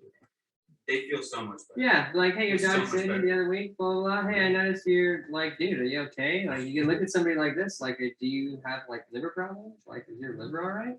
They're like, oh my God, what are you talking about? Like, I think one of the come by the office, I'll tell you. I think one of the really big benefits for me, having gone through the system a couple of times, is I want to switch spots with you. I just want to share like my experience because I feel like the way that I see adversity or difficulties, which I feel like we can all relate to that. And when what I previously called like an obstacle or something difficult in life comes up, I'm excited now. I don't feel, there's certain feelings that come up, like the other day, and Dalton helped me. He's like, hey, remember to be grateful, and I was sobbing and I was crying, and it was like took me a minute to get out of it, shake myself out of it. I'm like, okay. What was their son? My wants to son's come visit. surprising me and telling me, "Oh, happy Mother's Day! I want to come and visit." And They're in but I Australia. only want to spend. I haven't seen a year and a half, but I only can spend 2 weeks with you and 2 weeks with my girlfriend in South America because she can't get into the country and blah blah blah blah. And I started crying, because I was happy, but it came up like in the wrong way. Anyway, so there's moments, where you come into your humanity, like we all do. But that tool of just being able to come back and sort of go and that he was reminding me like gratitude, because that's the bridge. Gratitude is the bridge between fear and love, and that's ultimately like what everything is. And we all come from love, and we all want to experience love. So like Dalton was saying before, in times in life with whatever, when someone's being horrible and shitty in the worst possible ways to you, whether it's your family or whoever, when you come to a place like I have with my ex-husband, for example, that was one really powerful moment in the course that I was going through a really horrible divorce. And when I was going through the course and through that step of exercising loving yourself, I started to hear Fred's story in a way that I hadn't heard it before, and thinking about what unconditional love is. And it came down on me like an epiphany that like, wow, actually the love that I have for my ex-husband, that's unconditional love. Like the vows that we said 23 years prior, I will always hold that true. He's always welcome back into our house, just so you know. If he's sick or whatever, that's, he's a part of me. And that's unconditional love. And that's the type of love that I feel, in all relationships. And it was really moving to experience that, feel it. And in that ironically, in that same day, my dreams changed. I was like being tormented by dreams of him. I was yelling them in my dreams, but not in my waking life, but in my dreams every night. And I was telling Dalton, like, when am I going to stop dreaming? How do these dreams? That night they changed, and for the last 2 years, I have amazing dreams with him. We have a relationship now. We're friends, we talk, all these things. It doesn't have to be in real life. It's in our dreams. It's cool, but that's the relationship with myself. And he and I, ever since then, he calls me and we talk, and we were able to work through the shittiest of all of it. We were able to work through it, we get past our emotions, and all that changed was me. It was like that day that you decided that he called after like a year or two of like shutting Piari out of an incredibly successful business and any income from that business, saying that she was rightfully entitled to that. The day that she decided that I love my ex-husband unconditionally, he called her and decided to pay her. And we talked for 40 minutes, and that's yeah, and it's like, and how could you explain that? After 2 years, there's no money. If there's like nothing, so, and all the noise from the outside voices of everybody else, like my family or friends or this, but you deserve it, you should be in this and that and that and that. It's like, it doesn't matter anymore, all of that. It's like, I understand the where everybody's coming from a place of love. I know how to communicate with everyone in such a beautiful way. I have like I was gonna say about the obstacles, it's like I'm 45 years old. A couple weeks ago I turned 45 years old. I have lived a life of very successful businesses, this, that, I never really bring it up because I don't identify with that's who I am. You know, I don't introduce myself by what I've done or how old I am or, you know, and my kids, you know, I'm so proud. There's so many things in life. I feel so happy and fortunate. And I didn't grow up in a family of like faith or any certain religion. And, but I absolutely 100% believe in God. And I don't think it matters what you call it. You know, I love people of faith. I lived as in a Jewish household with my ex-husband, and our kids were raised Jewish for years. And I have, you know, all different types of culture and faith, and I love that. I love to see people's connection to faith. And so I've never seen a separation or any type of segregation. You know, for me, it's community and people coming together. And that's why I'm here. That's why, you know, this vision, that's why we were put into each other's lives against all odds. Didn't make any sense. And, but this is what we want. It's just wherever we are, we build community. We want to share that with others. We are, yeah. And so it's really cool that you guys are all here. So thank you so much for coming. Yay!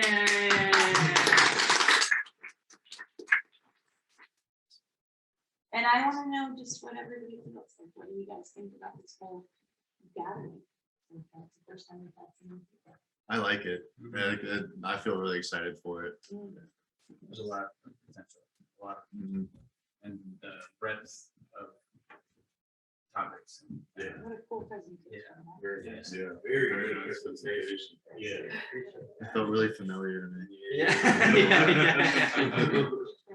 They did for English Yeah, class. this was the best one though. Yeah. This is by far the best. Yeah, you know why you made it. Practice it.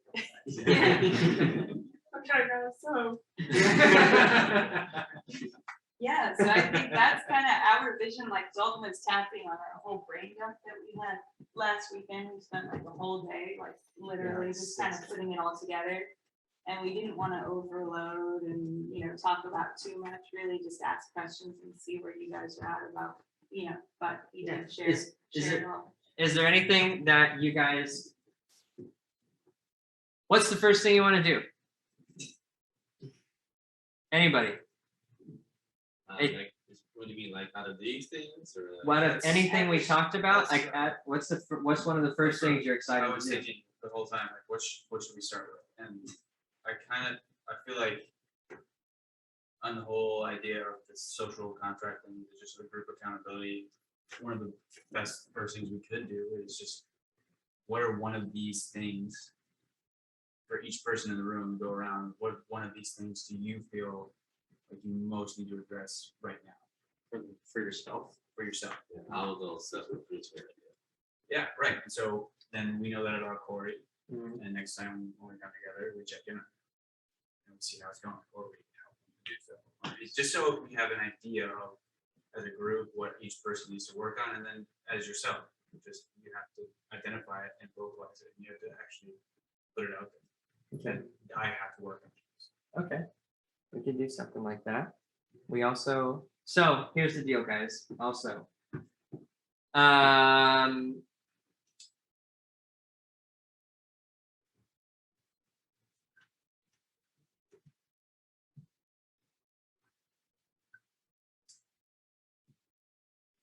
what would benefit everyone the most is to go through the field program.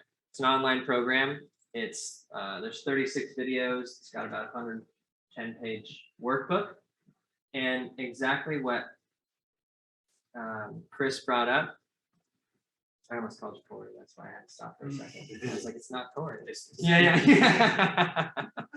But Chris brought up is to like, what would you want to work on within yourself first? Going through this course will bring everything out. I think it would be great to understand exactly, if you know, the reason I'm bringing this up is because you may not know what to do. there's totally that mindset also. Like, I have no idea what I want to do, what I want to improve. So if you feel like that, it's okay. There's nothing wrong with that. Then we can talk about that too. This course is $1,000 course. It's $997. Okay. Now, what we've worked out with Fred is that this can be something. The reason it's $1,000, I was talking with Fred, and I originally called Fred and said, hey, we have international students who can't even get a job. So how are they going to get $1,000 to pay for this course? And we have students who, whatever, sometimes people are just not in that boat, you know? Where am I going to get $1,000 from? This is part, and Fred's response was, you know, he was talking about the relationship that chiropractors that he teaches has with this program. He's offered this program for $200, and no one bought it. People pay thousands and thousands and thousands of dollars over the course of a long time to be coached by Fred. In relevance to $200. I mean, not to say that that's the student price or anything like that. I'm just saying that, like, it seems like a no-brainer. Like, the problem is that you don't have a relationship with yourself. It's $200. Why don't you fucking get it and change your life? And nobody does it. So the reason it's $1,000 is because you need to make an investment within yourself.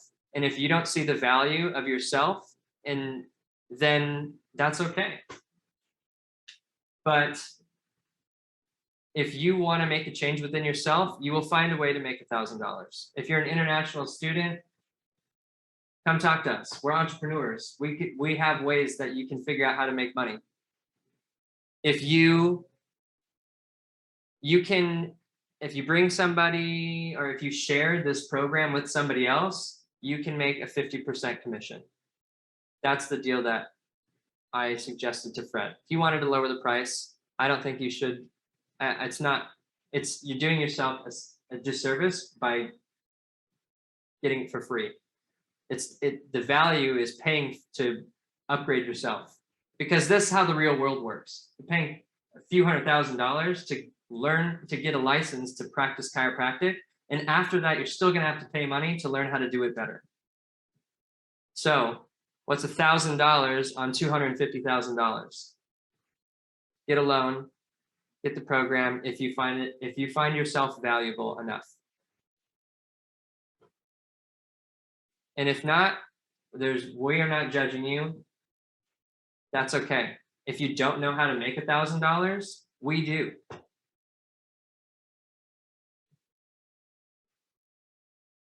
That's the first step. We will still meet outside of doing this self-empowerment program, but this is where it starts, and this is where I want all of us to be. We coach people through this all the time, and we're here to bring you through a breakthrough within your life. What we will meet, like we do yoga all the time. Yoga is a really awesome way to understand what's happening in your body. How can you heal people if you don't even know what the fuck's going on with you? So you got to be an expert at what's going on in your body. You got to feel every muscle. You got to feel every joint, every ligament. You got to do that. So yoga, there's some, if y'all have like exercises that you want to share with us, this is not my group. This is not Fred's group. This is our group. There's no ownership here. We may employ leadership and responsibility roles through time, but that doesn't change the equality of what we're doing. It's an opportunity for you to practice being a leader with other willing participants. And through the development, through the growth, one of the other things on here that we were talking about was like looking at the business aspect of having a group influential like us and developing the way that we know that it will, like the potential for this growth is developing like a non-for-profit organization. Yeah. And being able to make money, you know, through our group, the resources and through our leadership and development and empowerment within ourselves, how we can use that as well to like create money and then create a non-for-profit and then use research. So start, you know, getting grants from the school and research on this, Yeah. on all of what we're doing. Yeah. And then through research, then we get credibility that we're able to use within the education system and to share our message. So that's our vision. Yeah. You know, that's what we see and what we want is to really, through our growth and our impact within ourselves, and I say it like this, but I mean, you know, all of us, like, how do we share that with the world? We have the opportunity to change the course of history.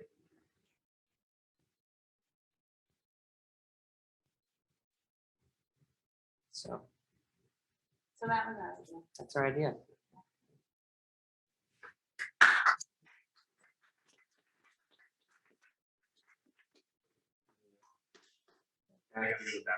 Yeah, for sure.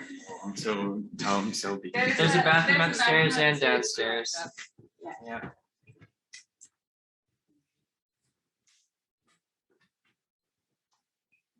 So Yeah, if you want to go upstairs. whenever you decide you want to go through the self-empowerment system, let us know. If you want help to figure out how you're going to make $1,000, then there are so many ways to make $1,000. It's easy. You just gotta see the And value. next, I'm not sure what the next thing may be. Maybe we'll just like get together and do some like yoga or something, you know? Like before school, we can just get together and meet and just do some kind of, yeah, exercises. Really, man, like, how many of you are right-handed? Most? How many of you are left-handed? It'd be way easier to understand that. Sam?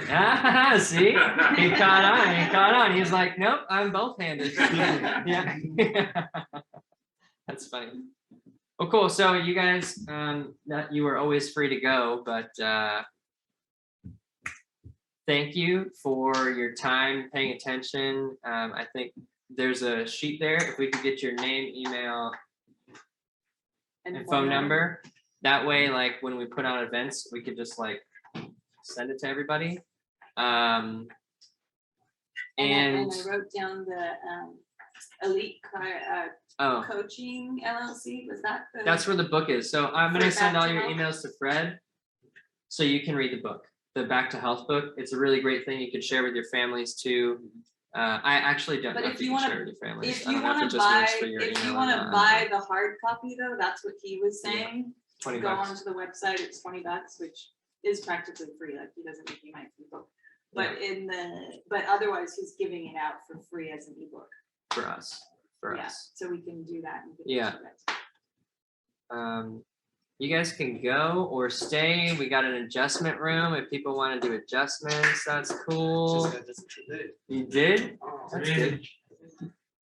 If y'all want to hang out and like enjoy the house, that's also cool too. We got a fire pit. We can just chill. I know we're doing math. Yeah. So yeah? yeah. Yep, I need some help with that. Yeah, dude. My dad. Yeah, it's in that room. Definitely fun. Adjustment? One day. Nah, never mind.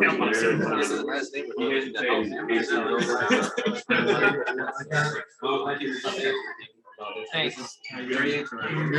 Thanks, brother.